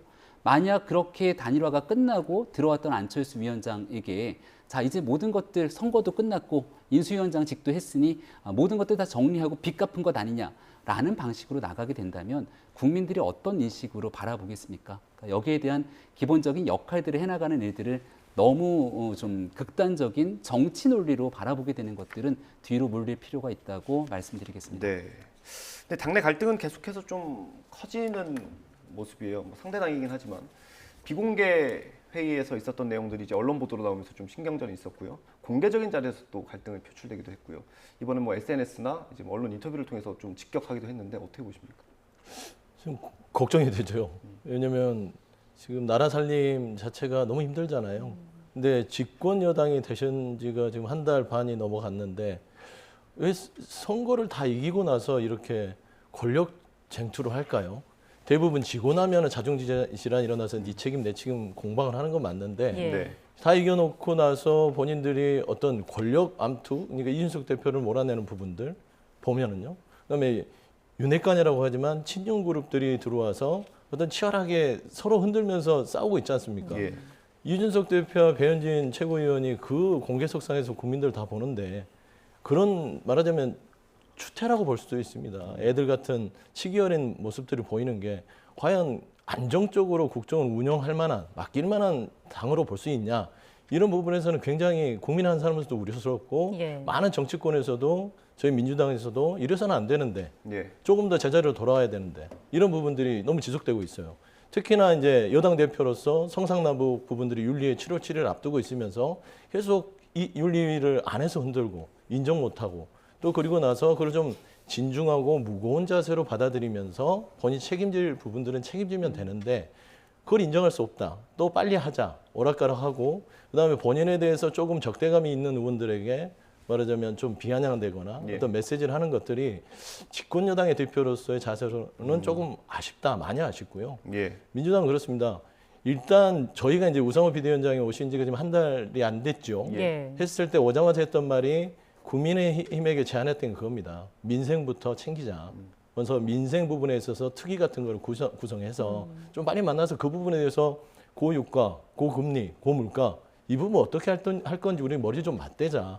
이제 물론 그 이면에는 원구성에 대한 여러 가지 뭐 지금 협상 내용들이 있지만 예. 중요한 거는 국민의힘이 그 시간을 할 동안에 좀 야당과 협치를 통해서 민생을 어떻게 살릴지 혼자 살릴 수 없습니다. 야당 협조가 있어야 되죠. 네. 이제 그런 부분에서 좀 전향적으로 물밑에서 국민들한테 그런 추태를 보이지 말고 예.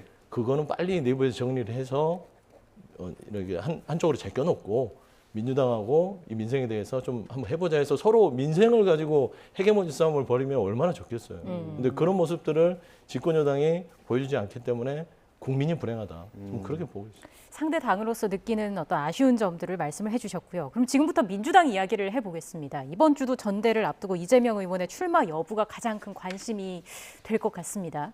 108 번뇌의 끝은 민주당 얘기니까 먼저 질문을 드릴게요. 결국에 당권 도전일까요? 뭐 줄곧 제가 이 자리에 와서 아직은 결정된 바가 없다 하지만 상황을 봐서는 108 번뇌, 그다음에 무건수행 이런 얘기를 하시죠. 고민이 많을 것 같아요. 그래서 이번 워크숍에 가서도 다른 의원들에게 많은 얘기를 들었고 물론 본인을 지지하는 많은 분들께서는 또 출마를 하는 게 좋지 않겠냐 하는 얘기를 하는데 당 상황 자체가 그렇습니다. 보통 당이라는 게 지금 현재 상황도 있지만 정치는 과거를 통해서 오늘 또 보는 부분도 있습니다. 그래서 저희가 예전에 이제 당권 대권 부분들이 있었을 때 그게 성공적으로 이루어진 경우가 흔치 않았습니다. 그러니까 예전에 뭐 문재인 전 대통령도 그랬고 이낙연 전 대표도 그랬고요. 이게 당권 대권을 같이 갔을 때 당이 굉장히 혼란스러웠습니다. 그래서 그런 과거의 모습들을 봤을 때 반면교사를 삼아서 이걸 판단을 신중하게 해야 될 부분이고요. 지금 당장 이재명 의원이 나가신다면 뭐 당대표에 가장 유리한 어떤 위치는 있지 않겠습니까? 그럼에도 불구하고 이게 전체 당의 흐름에 있어서 안정을 추구할 수 있을지. 그러니까 지금 민주당이 혁신이 필요한지 안정이 필요한지 네. 이런 부분들은 뭐 전당대회 출마하는 어떤 입장에서 하나의 정치인으로서는 좀 깊은 고민이 필요하기 때문에 108번내 이상 뭐 한 200번내를 하셔도 좀 신중하게 결정을 하실 부분이다. 좀 그렇게 보고 있습니다. 근데 오늘 이제 신문 기사들 많이 보니까 뭐 거의 나오는 쪽으로 가닥이 잡힌 것 같더라고요. 뭐 근데 늘 보면 알겠지만 이재명 의원의 당대표 출마는요. 이미 인천 개항을 출마하면서부터 의원이 되기 전부터 언론이나 다른 주위에서 평가하기로는 할 것이다. 그게 수순이다라고 얘기를 했지만 제가 봐서는 또 그렇게 상황이 녹록치는 않습니다. 정치는 혼자 하는 게 아니고 여러 의견들을 종합해서 그거를 결정해야 될 상황이기 때문에 뭐 끝에까지 가봐야 될 것 같아요. 그래서 고민이 깊을 것이다라는 거고 어떻습니까? 민주당 혁신이 필요할까요? 안정이 필요할까요? 일단은 이재명 의원의 출마가 혁신이냐 안정이냐 저는 두 가지 다 충족하지 못하고 있다는 생각을 지우기가 어려운데요. 얼마 전에 민주당 내 1박 2일 워크숍이 있었다고 하지 않습니까? 네. 당내에서는 아마 이재명 의원의 출마가 적절치 않다는 의견들이 중론을 이루고 있는 것 같은데 이재명 의원 입장이나 이재명 의원을 지지하는 측의 입장에서 바라봤을 때는 그럼 이재명 의원을 배제하고 났을 때 마땅하게 위기의 민주당을 구해줄 수 있을 만한 전당대회에 걸출한 인물이 있겠느냐라고 하는 방식으로 귀결이 되는 것 같습니다. 그래서 이런 때에 누군가가 강한 새로운 리더십을 바탕으로 새로운 혁신을 끌고 가는 리더가 출연할 수 있는 적기이기도 한데 민주당이 지금 현재 거론되고 있는 97그룹의 인사들의 면면을 살펴보게 되면 물리적인 나이는 젊을지 모르겠지만 민주당이 굉장히 독선적이고 또 국민의 눈높이와는 반대되는 국면을 가게 됐을 때 제대로 된 젊은 역할들을 했다고 보기 어려운 인사들이 많습니다. 그러다 보니 지금 이재명 의원이 이제 말 그대로 전당대회에서 독주하고 있는 과정 속에서도 제대로 된 대안 세력으로 그 역할들을 못하고 있지 않나 싶은데요. 이른바 86 정치, 86그룹의 정치 바로 뒤에 이어서 97그룹, 그 후속 세대로서의 형님 세대에 대한 대안 세력이 잘 되지 못했던 터라 이 판을 완전히 뒤바꿀 수 있을 정도의 혁신을 가져올 수가 없다면 결국은 이재명 의원 중심으로 전당대회는 현재까지 진행된 방식대로 흘러가지 않을까 이렇게 외곽에서는 보고 있습니다. 사실은 딜레마일 것 같아요. 이재명 의원이 안 나오고 다른 의원들도 많이 안 나오면 구심점이 없어서 좀 고민일 것 같고요. 만약에 이재명 의원이 나온다면 홍영표 의원 포함해서 뭐 많이 나오려고 하지 않겠습니까? 대항마로. 그러면 또 약간 혁신이라는 거에 좀 역행하는 분위기가 보일 수도 있을 것 같고요. 그러니까 저는 이제 이런 것들이 이제 규정된 오류 같아요. 그러니까 이재명 의원만 당대표로 나와야 어떤 구심점이 돼서 혁신할 것이다. 그렇게 보는 거는 너무 이제 한쪽만 보는 부분 같고요. 혁신할 수 있는 것들은 한 사람의 혁신도 있지만 민주당이라는 기본적인 집단지성들이 오랫동안 당을 유지해 왔습니다. 그래서 혁신이라는 것은 꼭 한 사람의 구심점이 아니더라도 어느 정도 능력 있는 분들이 많이 있습니다. 이재명 의원이 워낙 크기 때문에 그게 안 보일 뿐일 수도 있죠.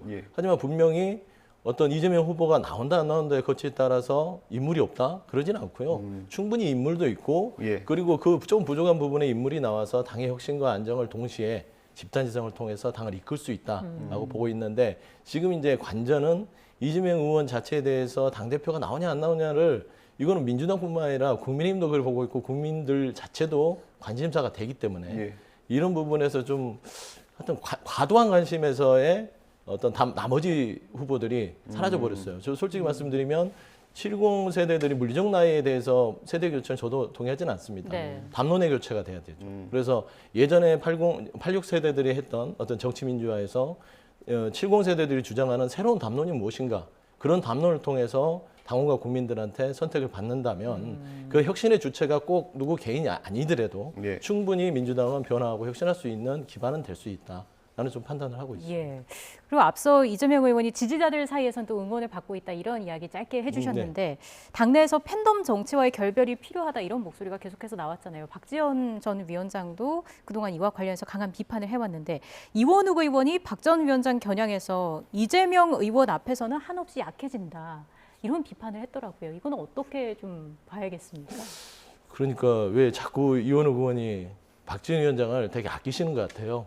그러니까 뭐 다그치기도 했다가 또 뭐 보호도 했었잖아요. 전에는 나오라고 했었죠. 그랬었죠. 그러니까 이제 정치인으로서의 판단을 하는 것이죠. 그게 어떤 박지원을 미워해서 그런 게 아니고 예. 제가 봐서는 박지원 전 위원장에 대해서 정치인으로서 아직은 초보 정치인이니까 이런 부분도 얘기하고 저런 부분도 얘기하는 코치를 한다고 생각이 들고요. 제가 봐서는 이건 어떤 미움보다는 선배 정치인이 뭐 얼마나 이제 시작하는 초보 정치인에 대해서 뭐 그렇게 독소를 풍겼습니까? 그러니까 여러 가지 뭐 좋은 부분은 칭찬해주고 보호할 건 보호하면서 또 부족한 부분들은 질타하는 부분들. 그래서 이제 팬덤 정치에 대해서도 저희가 계속 이제 제자리를 맴도는데요. 팬덤 정치는 거기에 기대서 하는 정치는 옳지는 않다고 봅니다.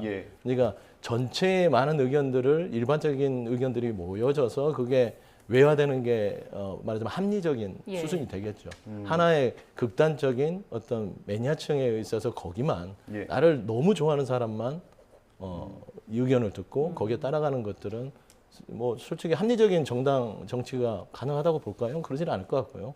그런 의미에서 이제 팬덤 정치를 박지원 전 위원장한테 덧붙이는 것은 좀 과하지만 그런 부분도 좀 살펴서 갔으면 좋겠다라는 선배 정치인으로서 좋은 것 같다. 그래 보고 있습니다. 네, 이런 가운데 그 민주당 출신이죠. 양향자 의원이 국민의힘에서 제안한 반도체 특위 위원장 자리를 허락을 했어요. 이게 그러면 입당 수순으로 좀 이어질 수 있을지 하는 궁금증도 있을 것 같아요. 네, 뭐 정치적인 해석이 분분한데요. 지난번 검수완박 국면에서 양향자 의원이 제 역할과 제 목소리를 내면서 민주당과는 상당히 거리가 좀 멀어지게 됐었죠. 반도체 문제는 윤석열 대통령이 관심을 갖고 경제 안보의 핵심적인 축으로서 활동해야 되는 국가의 중요한 아젠다이기도 하고요. 전 세계적인 문제 속에서 대한민국의 국가 경쟁력을 위해서도 반드시 국회가 관심을 가져야 되는 부분이기도 합니다. 양향자 의원은 삼성이라고 하는 초유류 기업의 출신이고 또 고졸 신화에 대한 상징성 등등을 갖고 있는 인사라 이 국민의힘의 TF에 들어오게 된다면 좀 어색할 수 있는데 국회에서 여야가 공히 함께 활동하는 공간의 위원장으로 모시게 된다면 거기에 대한 역할은 굉장히 주요할 수 있다 생각을 하고요. 호남이라고 하는 지역구를 두고 있는 의원이기도 한데 이용호 의원이 이제 민주당과 멀어져서 무소속으로 있은 뒤에 지난 대통령 선거 국면에서 국민의힘으로 입당을 전격적으로 하지 않았습니까? 그리고 나서 지금 전국정당, 국민통합 이런 기치를 내걸고 활동했던 모습들 때문에 이번 지방선거에서 호남에서의 국민의힘의 지지도 상당히 올라가게 됐습니다. 그러니까 양향자 의원이 어떤 선택으로 어떤 정치를 할지는 모르겠습니다만은 일단 멀리 가 있는 정치적 상상력은 좀 뒤로 물리고 중요한 건 반도체에 관련된 문제에서 양향자 의원이 어떤 중요한 성과를 보여지는지에 따라서 그 뒤의 평가들은 또 달라지지 않을까 싶습니다. 네, 어떤 성과를 낼지도 지켜봐야겠습니다. 자, 이런 가운데 개점 휴업 상태인 국회 원구성 문제도 여전히 돌파구가 보이지 않고 있습니다. 민주당에서는 당초 합의대로 법사위원장직을 내놓겠다라고 했지만 민주당이 내건 사개특위 조건을 두고 국민의힘은 받을 수 없다는 입장인데요. 오늘 아침에 여야에서 어떤 이야기들이 나왔는지 들어보고 오겠습니다. 우리 국민의힘은 국민 절대 다수가 반대하는 검수완박 악법 합의를 파기하겠다고 국민에게 약속했습니다. 여야 합의가 국민보다 우선시 될 수가 없습니다. 복잡하게 이것저것 계산하지 말고 2021년 7월 23일 합의 정신으로 돌아가야 합니다. 민주당이 진심으로 법사위원장을 국민의힘에게 반환할 생각이라면 본회의를 열어 국회의장단과 법사위원장을 먼저 선출할 것을 제안합니다. 지금 국회를 정상화하면서 어떻게든 민생 문제를 다루는 데 전력을 다해야 할 집권당의 원내대표가 원내대변인까지 대동을 하고 특사로 가신다. 그럼 이번 주 내내 협상을 못 하지 않습니까? 아니 지금 국회가 정상화가 되고 있지 않은데 집권당 원내대표를 특사로 임명하는 대통령은 또 뭡니까? 애초부터 이번 주에 정상화할 생각이 없었던 거잖아요. 네, 현재 상황 어떻게 좀 진단을 해야 할까요? 어디까지 와 있습니까? 뭐 지금 민주당이 통 크게 양보를 했죠. 법사위원장 가져가라. 하지만 그 이제 여러 가지 조건 중에는 뭐 이제 사개특위 참여해서 같이 하자. 뭐 그 정도 제안할 수 있는 거 아닐까요? 큰 크게 양보를 했으니까. 그런데 권선동 원내대표가 1시간도 안 돼서 발로 찼어요. 안 해 이렇게 한 거죠. 근데 그런 경우는 없습니다. 대부분 민주당 야당의 원내대표가 이런 법사위원장을 주겠다고 결정을 해서 주면 최소한 그러면은 그 절충안으로 다시 보냅니다. 이거는 받을 수 없지만 이 정도 하자. 이렇게 하는 게 협의고 협상 아닐까요? 근데 그런 거 없이 던졌더니 바로 1시간 만에 우리는 못하겠다 이런 거거든요. 근데 저는 참 답답한 게 권성동 원내대표가 야당이 아니에요. 예. 지금 집권 여당의 원내대표고 국정의 안정을 책임져야 되고 국정이 비정상적으로 운영이 되면 그 책임의 화살은 다 집권 여당과 윤석열 정부에게 있습니다. 그건 분명히 알아야 되는데 자꾸 아직도 야당인 것처럼 그러니까 민주당이 170석이 있다고 해서 여당이 아닙니다. 그러니까 요소 야대일 뿐이에요. 예. 아, 요소 야대 맞죠? 예. 그러니까 그런 상황인데 자꾸 그걸 오해하면서 그냥 아예 거부를 하는데 제가 봐서는 권성동 원내대표가 내일 필리핀을 나갑니다. 그런데 저는 이례적이라고 봐요.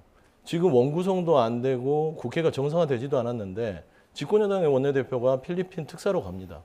제가 알기로는 10몇 년간 원내대표가 대통령 특사로 나간 적이 거의 없어요. 근데 굳이 원구성도 안 된 상황에서 필리핀을 나가는데 그 필리핀은 한 6월 말까지 나갔다가 와요. 물론 데려가는 분들도 원내 뭐 대변인들도 있고 그러더라고요. 예. 굳이 이때 나가야 되냐. 만약에 오늘 정도까지 나가기 전에 만약에 합의를 해버리면 예. 그 여러 가지 합의 사항들을 해야 되니까 못 나가게 됩니다. 제가 봐서는 지금 할 생각이 애초부터 없었어요. 예. 필리핀 가서 좀 쉬었다가 갔다 와서 7월에나 좀 해야겠다라는 생각이 있지 않냐. 그거 아니고서는 권성동 원내대표가 저렇게 1시간 만에 걷어찰 이유가 없잖아요. 왜냐하면 뭔가 절충안을 다시 주고 핑퐁 하면 시간이 오래 걸리니까. 예. 저는 그 시간을 좀 맞추지 않았냐. 좀 아쉬운 부분들이 있습니다. 예. 교수님 말씀. 네. 지금 민주당 입장에서는 뭐 양보 등에 대한 우는 얘기를 하고 있습니다만 누가 보더라도 양보할 생각 자체, 그러니까 여기에 대한 합의의 생각이 없었던 거죠.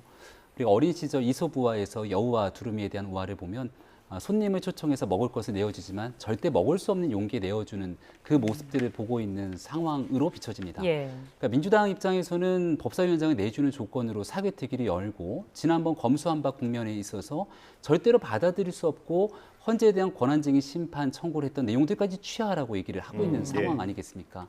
제가 권성동 원내대표에 대한 조그마한 배려도 민주당이 없다라고 얘기를 하고 있는 이유는 지난해 검수완박 법안이 처리 통과되는 과정에서 일부 합의가 번복되면서 권성동 원내대표가 받았던 정치적인 타격을 생각하게 된다면 이런 식으로 얘기를 할 수가 없습니다.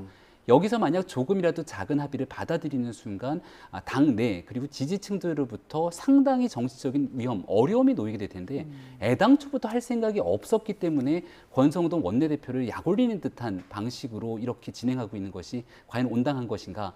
지금 보여지고 있습니다만 입고 있는 옷과 보여지는 화면들은 지난주에 워크숍 장면이죠. 네. 1박 2일 워크숍에서 민주당이 어려움을 겪고 있는 문제를 타개하기 위한 결국 모든 초점은 8월 전당대회에 맞춰져 있는 겁니다. 근데 지금 워크숍이 저런 워크숍이 아니라 여야가 손잡고 이 경제 위기를 어떻게 돌파할 수 있을지에 대한 워크숍이 필요한 시점인데 민주당도 결과적으로 지금 현재 원 구성에 대한 시급성이나 이런 내용들이 다 국민들 앞에 보여지지 않는 측면이 있기 때문에 예. 여러 가지로 아쉬움이 있다 생각이 되고요. 지금 과거 2020년 총선이 끝나고 난 뒤에 그 당시 국정을 책임지고 있었던 민주당과 협상이 잘 안 되니까 부의장부터 상임위원장까지 전체를 다 민주당이 가져가면서 책임 정치라라고 얘기했던 때를 좀 돌이켜보게 된다면 어떤 방식으로 지금 시점에서 민주당이 움직여야 되는지도 국민적 눈높이에 맞춘 그 방안들이 나올 거라고 봅니다. 예. 저도 잠깐 말씀드리면 네. 그러니까 말씀은 맞는 얘기예요. 권선동 원내대표가 되게 좀 곤란할 거예요. 사개특위를 받으면. 근데 저는 그 태도에 대해서 말하는 거예요. 그러니까 집권 여당에서 원래는 집권 여당이 먼저 이렇게 하자 해서 야당을 좀 이렇게 막 끌어들여서 구워 삶아서 본인들이 원하는 방향으로 하는 거 이게 정치 묘미 아니겠어요? 근데 이제 하도 답답하게 아무것도 안 하니까 집권 여당에서 민주당이 제안을 한 거 아닙니까? 그러니까 사개특위가 곤란하면 그러면은 다른 방안을 해서 절충안을 던지는 거죠, 민주당에.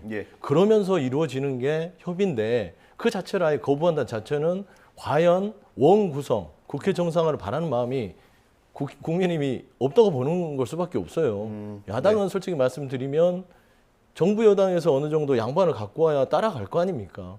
그러니까 좀 그걸 알았으면 좋겠습니다. 지금 여당이고 집권당이고 정부, 윤석열 정부입니다. 네, 저희 민주당은 우상호 비대위원장도 그랬잖아요. 협치할 생각이 있고 협조할 생각이 있다. 그러니까 양보안만 가져오면 언제든 예. 하자 이런 입장이니까 이런 부분에서는 두 개 다 권성동 원내대표께서는 좀 판단을 잘 하셔야겠다는 생각이 예. 듭니다. 권성동 원내대표 내일 출국이죠? 뭐 조금 더 시간 남았으니까요. 협상이 어떻게 되는지 한번 지켜보도록 하겠습니다. 오늘 말씀 여기까지 듣겠습니다. 김병민 경희대 개건교수, 서영주 더불어민주당 상금 부대변인과 함께했습니다. 두 분 감사합니다. 고맙습니다. 감사합니다.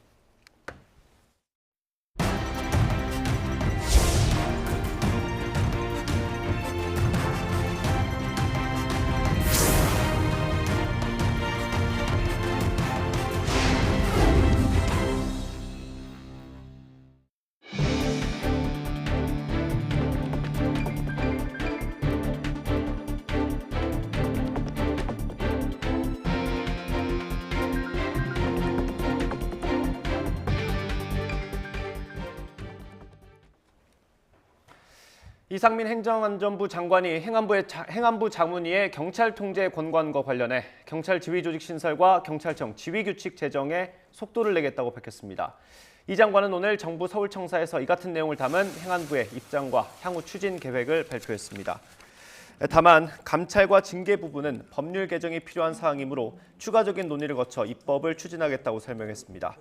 또 특정 출신의 경찰 고위직 독점을 막기 위해 일반 출신의 승진 확대도 적극적으로 추진하기로 했습니다. 이 장관은 특히 정부조직법에 행안부 장관이 치안에 관한 사무를 관장하고 있고 직접 지휘할 수 있도록 규정돼 있는 만큼 이른바 경찰국 신설이 정부 시행령으로 추진 가능하다고 말했습니다.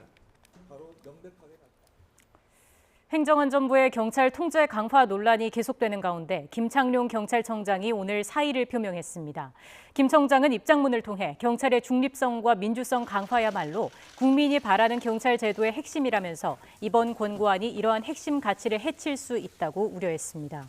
이어 경찰 제도 개선 논의에 국민의 뜻이 충분히 담기지 못했고 최적의 방안도 내놓지 못했다며 사과했습니다. 이상민 행안부 장관이 제도 개선안에 대해 김 청장도 상당 부분 수긍했다고 밝힌 것에 대해서는 서로 입장만 설명했을 뿐이라며 애둘러 선을 그었습니다. 국민의힘 권성동 원내대표가 김창룡 경찰청장이 임기를 20여일 앞두고 사의를 표명한 것과 관련해 정치적인 의도가 다분하다고 비판했습니다. 권 원내대표는 오늘 아침 최고위원회의에서 김 청장이 사의를 표명한 시기가 하필 행안부 장관의 경찰국 신설과 관련한 기자간담회 이후라면서 이같이 말했습니다. 역대급의 물가와 기름값의 고공행진이 계속되는 가운데 가스와 전기요금이 다음 달 동시 인상될 것으로 보입니다. 정부는 지난 21일 발표하려다가 전격 연기한 올해 3분기 전기요금의 연료비 조정 단가 등의 내용을 오늘 오후 발표한다고 밝혔습니다.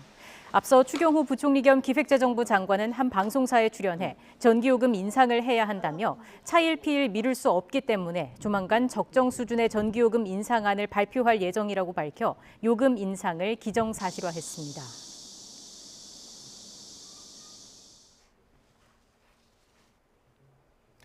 지난해 국민 1인당 전기 사용량이 역대 최고를 기록하며 세계에서 세 번째로 많이 전기를 사용한 걸로 나타났습니다. 한국전력 자료를 보면 지난해 인구 1인당 전기 사용량은 전년보다 5.1% 증가한 1,330kWh로 역대 최고치를 기록했습니다. 반면 가정용 전기요금은 메가와트시당 103.9달러로 OECD 34개 나라 가운데 네 번째로 저렴한 걸로 조사됐습니다. 전기요금이 가장 비싼 독일의 30%, 일본과 비교하면 40% 수준에 그쳤습니다. 다시 한번 켜주시죠. 코로나19 초창기에 금리가 낮아지면서 대출을 끌어모아 투자하는 이른바 영끌이 유행처럼 번졌습니다. 최근 금리는 다시 오르고 있지만 시장 상황은 나빠지면서 이자 폭탄만 떠안게 된 대출자들의 한숨이 커지고 있습니다. 강희경 기자의 보도입니다. 30대 이모 씨는 2년 전 1억 원 넘는 대출을 껴서 수도권에 아파트 한 채를 마련했습니다. 당시만 해도 1%대 낮은 금리에 돈을 빌릴 수 있었는데 최근에는 한 달에 내는 이자만 2배 가까이 불어났습니다. 더 답답한 건 집값이 좀처럼 오르지 않는다는 겁니다. 금리만 오른 것만 해도 부담이 되는데 집값도 안 오르고 있어서 실제로 이 대출을 원래는 이자에 대한 부담만 있었는데 대출을 갚는 거에 대한 부담도 이제는 좀 커진 것 같아요. 한 시중은행이 사례를 분석한 결과 2년 전 은행에서 5억 7천만 원을 빌려서 아파트를 매입한 사람은 당시 원리금 상환액이 월 212만 원 정도였습니다. 하지만 현재 월 납입액은 249만 원으로 17% 넘게 늘었습니다. 여기에 하느니 기준금리를 연말까지 1%포인트 더 올린다면 상환액은 2년 반 전보다 무려 33% 가까이 불어나게 됩니다. 빚을 내 주식시장에 뛰어들었던 투자자들은 상황이 더 안 좋습니다. 바닥을 모르고 추락하는 주가에 돈을 빌려 주식을 사고도 이를 갚지 못해 강제 처분되는 반대 매매가 급증하고 있습니다. 예전 고점대에 비해서 많이 내려왔으니까 여기 바닥이라고 생각하고 계속 조금씩 내려왔었거든요. 근데 생각보다 바닥이 깊어지면서 가상자산 시장에서 투자금을 날려 개인 회생을 신청하는 채무자들도 늘어나는 추세입니다.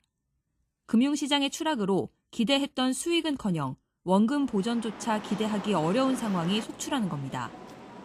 이자 부담이 늘어날 수밖에 없는 상황에서 경기 침체에 대한 우려마저 커지고 있어서 사실상 발이 묶인 대출자들의 시름이 더 깊어질 것으로 보입니다. YTN 강희경입니다. 원달러 환율이 1,300원을 오르내리면서 해외 유학생들의 부담이 커지고 있습니다. 현지 교민들도 코로나19가 끝나기 전에 고물가, 고환율 악재까지 겹쳐 생활고를 겪는 등 곳곳에서 비명이 터져나오고 있습니다. 윤혜리 기자가 보도합니다. 스위스 인터라켄에서 10년째 한인민박을 운영하는 김도연 씨는 최근 업종을 바꿔야 할지 깊은 고민에 빠졌습니다. 코로나19가 잠잠해지나 했더니 이제는 환율이 너무 올라 여름철 성수기를 앞두고도 여행객들 예약이 뚝 끊겼기 때문입니다.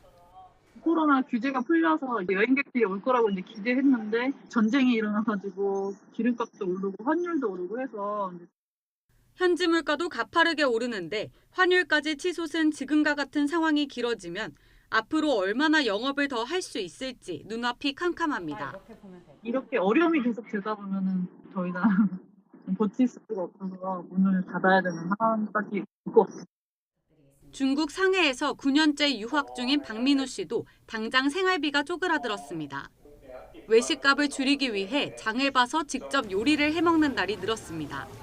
유학생이다 보니 부모님에게 용돈을 받으면서 생활을 하는데 환율이 오르니까 쓸 수 있는 돈이 그만큼 줄게 되어서 제 입장으로서는 조금 아쉬운 것 같아요.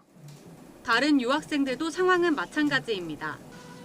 사실 1,300대로 올라갈 줄은 정말 몰랐고요. 100만 원을 받으면은 원래는 한 900달러 선이었던 게 이제 700달러 선으로 내려가서 집을 조금 더 저렴한 데로 옮겼고요.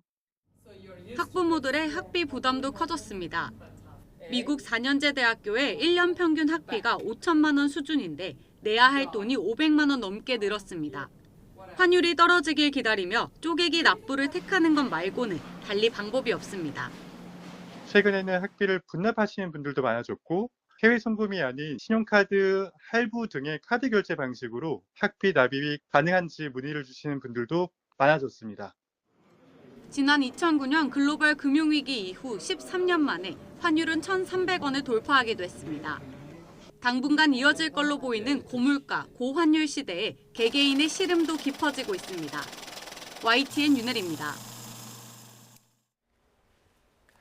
우리은행의 한 지점에서 통상적인 범위를 벗어난 8천억 원 규모의 외환 거래가 지속돼 온 정황이 파악돼 금융감독원이 수시 검사에 착수했습니다. 금감원은 우리은행으로부터 외국환 거래 관련 이상 거래 현황을 보고받고 지난 23일 해당 지점에 대한 현장 검사에 착수했습니다. 이는 최근 우리은행에서 발생한 614억 원대 직원 횡령 사건과는 별개로 진행되는 수시 검사입니다. 농협에서 또 수십억 원 규모의 횡령 사건이 발생한 사실이 YTN 취재 결과 확인됐습니다.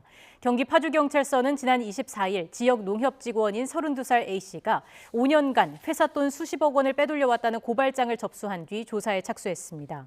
재고 관리를 담당해온 A씨는 회계장부를 작성하며 매입 재고 자산을 실제보다 수십 배가량 부풀린 후 실제로 쓴 돈 외에 나머지 자금은 본인이나 차명 계좌로 빼돌려온 혐의를 받고 있습니다. 경찰은 A씨가 최소 17억 4천만 원을 빼돌렸다고 보고 있지만 횡령이 오랜 기간 수차례 이루어진 만큼 규모가 더 늘어날 가능성이 크다고 보고 있습니다. 앞서 경기 광주시에 있는 지역 농협에서도 직원이 40억 원을 빼돌려 스포츠 토토 복권과 코인을 사들였다가 적발된 바 있습니다. 초등학교 인근 도로에서 실탄 여러 발이 발견돼 경찰이 수사를 벌이고 있습니다. 오늘 새벽 0시 10분쯤 경기도 성남시 야탑동 초등학교 앞 도로에서 실탄 5발이 발견돼 경찰이 수사에 나섰습니다. 실탄 5발 가운데는 국내 제조업체와 해외 제조업체에서 만든 게 섞여 있었는데 대공 혐의점은 발견되지 않았습니다. 경찰은 군과 함께 합동 조사에 나설 예정입니다.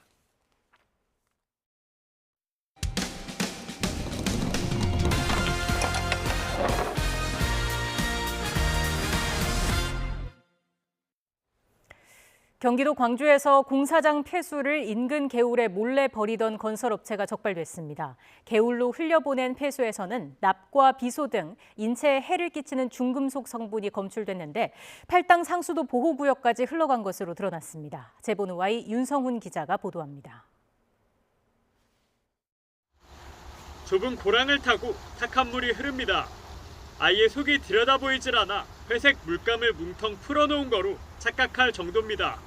경기도 광주시 초월읍에 있는 이 실개천은 바닥까지 보일 정도로 맑았지만 언젠가부터 정체를 알 수 없는 물이 흘러들어와 구정물로 변하기 시작했습니다.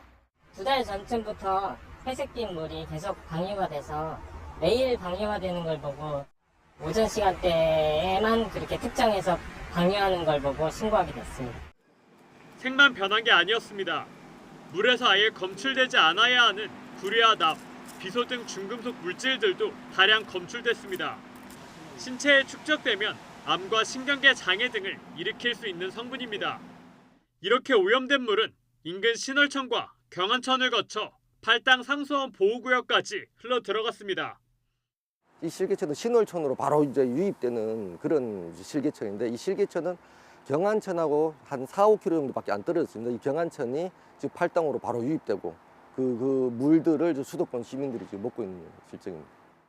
오염원을 거슬러 올라가 보니 인근에 있던 물류센터 신축 현장이 문제였습니다. 공사장 폐수가 제대로 걸러지지 않은 채 개울로 마구 흘러나오고 있었던 겁니다.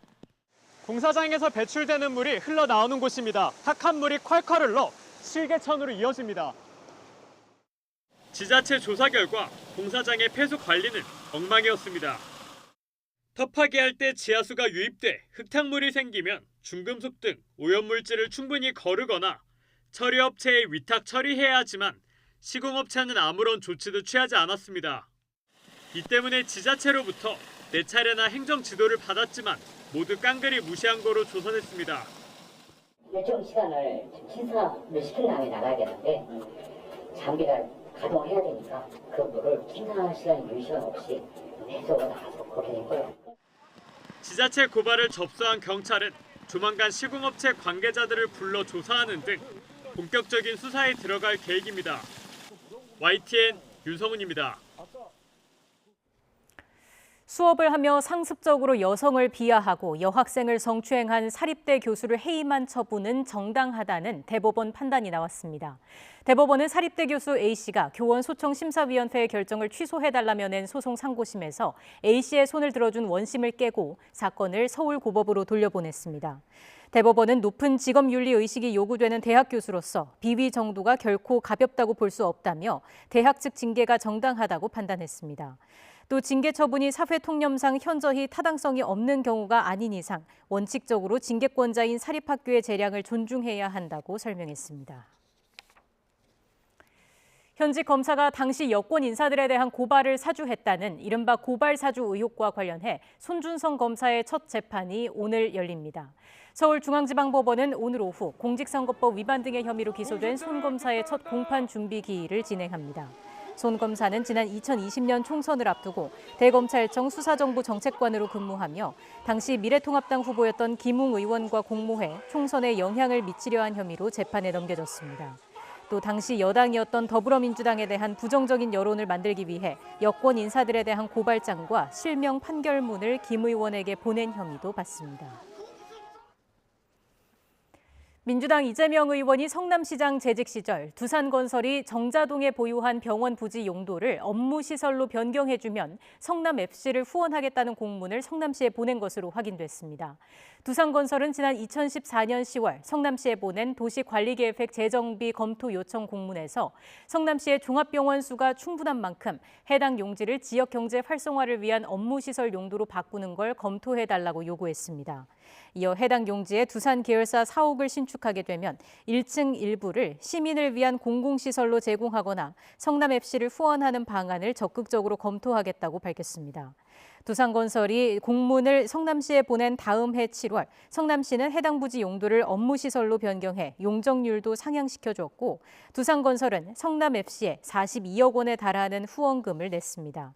두산건설은 해당 용지와 신사옥을 지난해 초 6,200억 원에 매각해 수천억 원을 차익으로 챙기면서 특혜 논란에 휩싸였습니다.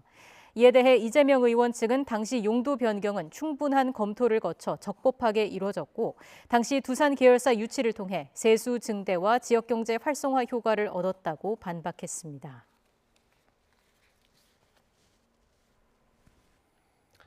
네, 반려견 키우는 가정이 늘면서 개물림 사고도 잇따르고 있습니다. 견주를 처벌하는 법규가 약한 탓도 있지만 무엇보다 우리 개는 물지 않는다는 인식이 만연한 것도 큰 요인으로 보입니다. 김다영 기자의 보도입니다. 흰색 대형견이 갑자기 작은 개를 덮칩니다. 주인이 놀라 큰 개를 제압하려고 해보지만 작은 개는 속수무책으로 물어뜯겼습니다. 근육이 찢어져서 장이 탈장된 상태였고 그러면 이 탈장된 상태에다가 장 천공까지 의심되는 상태였고요. 하지만 대형견 주인은 자기 개는 사납지 않다며 외려 다친 개가 원인 제공을 했다고 발뺌합니다. 싸움했어요 우리 개가요. 지나가는데 모든 사이에서 툭 튀어나오니까 우리 개가 놀라서 고양이랑 놀라서 싸우기를 뭘 싸워요 우리 개가. 우리 개가 그렇게 싸운 개예요? 최근 강원도 양양에서는 신혼부부가 개에게 물려 크게 다치기도 했습니다. 그 상황에 막 그 와이프가 막 울면서 막 둘 다 울부짖으면서 이런 개물림 사고는 최근 5년 동안 매년 평균 2,000건 넘게 발생하지만 견주가 처벌받는 일은 거의 없습니다. 사람을 문 개 주인에게 최대 3년 이하 징역이나 벌금 3천만 원 부과가 가능하지만 입마개를 안 한 맹견이거나 목줄을 안 한 개일 경우에 하나입니다. 다른 개를 다치게 한 건 이조차도 어렵습니다. 개가 다른 개를 문 경우에 사람에 대한 형사처벌은 없습니다. 개에 대해서 처분, 개에 대해서 조치가 필요하지 않느냐라는 말씀은 계속 있으셨고. 이런 사고가 자주 발생하자 개탄만 할 것이 아니라 견주도 반려동물과 관련된 예절, 이른바 패티켓을 익히자는 목소리가 높아지고 있습니다. 무엇보다 견주로서 내 개는 절대 안 문다는 생각에서 벗어나 안전을 위한 수칙을 철저히 지키자는 겁니다. 제가 잡고 있는 이 줄은 반려견의 안전벨트라고 불리는 리드줄입니다. 동물보호법 시행규칙이 개정되면서 앞으로는 반려견과 산책할 때 이 줄을 2m 이내로 짧게 잡아야 합니다.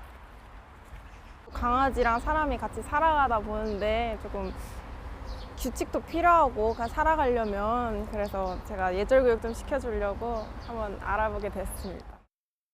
물론 일부 맹견 주인들을 제외하곤 패티켓 교육을 이수해야 할 의무가 없다는 점에서 한계는 여전합니다.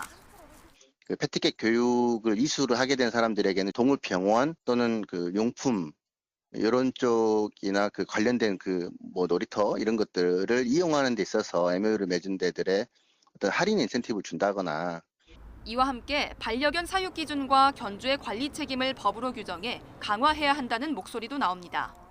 YTN 김다연입니다. 현장의 생생한 이면을 살펴보는 이슈 그리고입니다. 최근 국민의힘에서 보이는 이런저런 모습을 놓고 더불어민주당 우상호 비상대책위원장이 여당 같지 않다고 꼬집었습니다. 이유가 뭐였을까요? 어쨌든 계속 뭔가 정략적인 공격의 틀을 키우겠다고 하는 의도는 알겠는데 아무리 봐도 여당 의원 같지가 않아요. 야당 때 하는 방법 아닌데.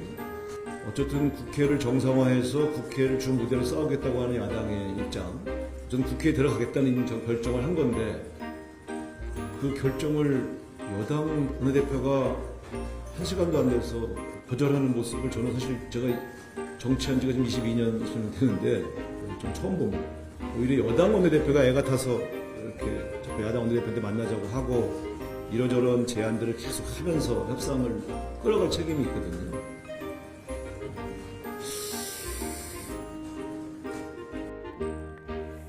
반면 국민의힘은 원구성 협상과 관련해서 완강한 입장입니다. 민주당이 여당 시절에 추진하던 이른바 검수완박의 후속 조치인 중대범죄수사청 설치를 위한 사법개혁특별위원회 구성이 원구성 협상의 조건으로 제시됐기 때문입니다.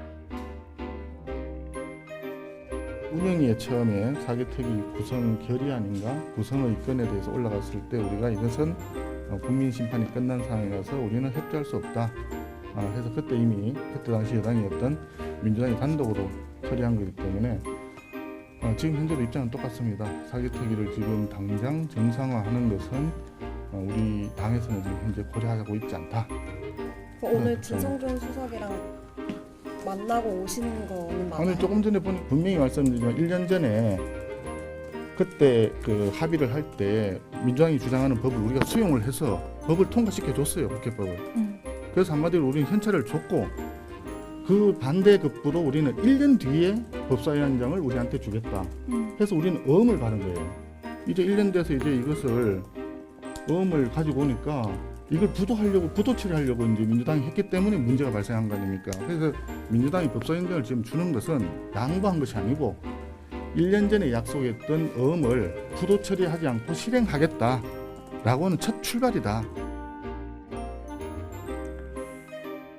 하나 더 보실까요? 민주당 우상호 비대위원장이 자리를 맡은 지 2주가 지났습니다. 스스로 어떻게 평가하는지 물었는데 과연 어떤 답변이 나왔을까요? 영상 보시면서 오늘 이슈 그리고 마치겠습니다. 우상호 비대위에 대해서 스스로 평가를 해요. 스스로 평가 내리면 잘했다 그러지 뭐.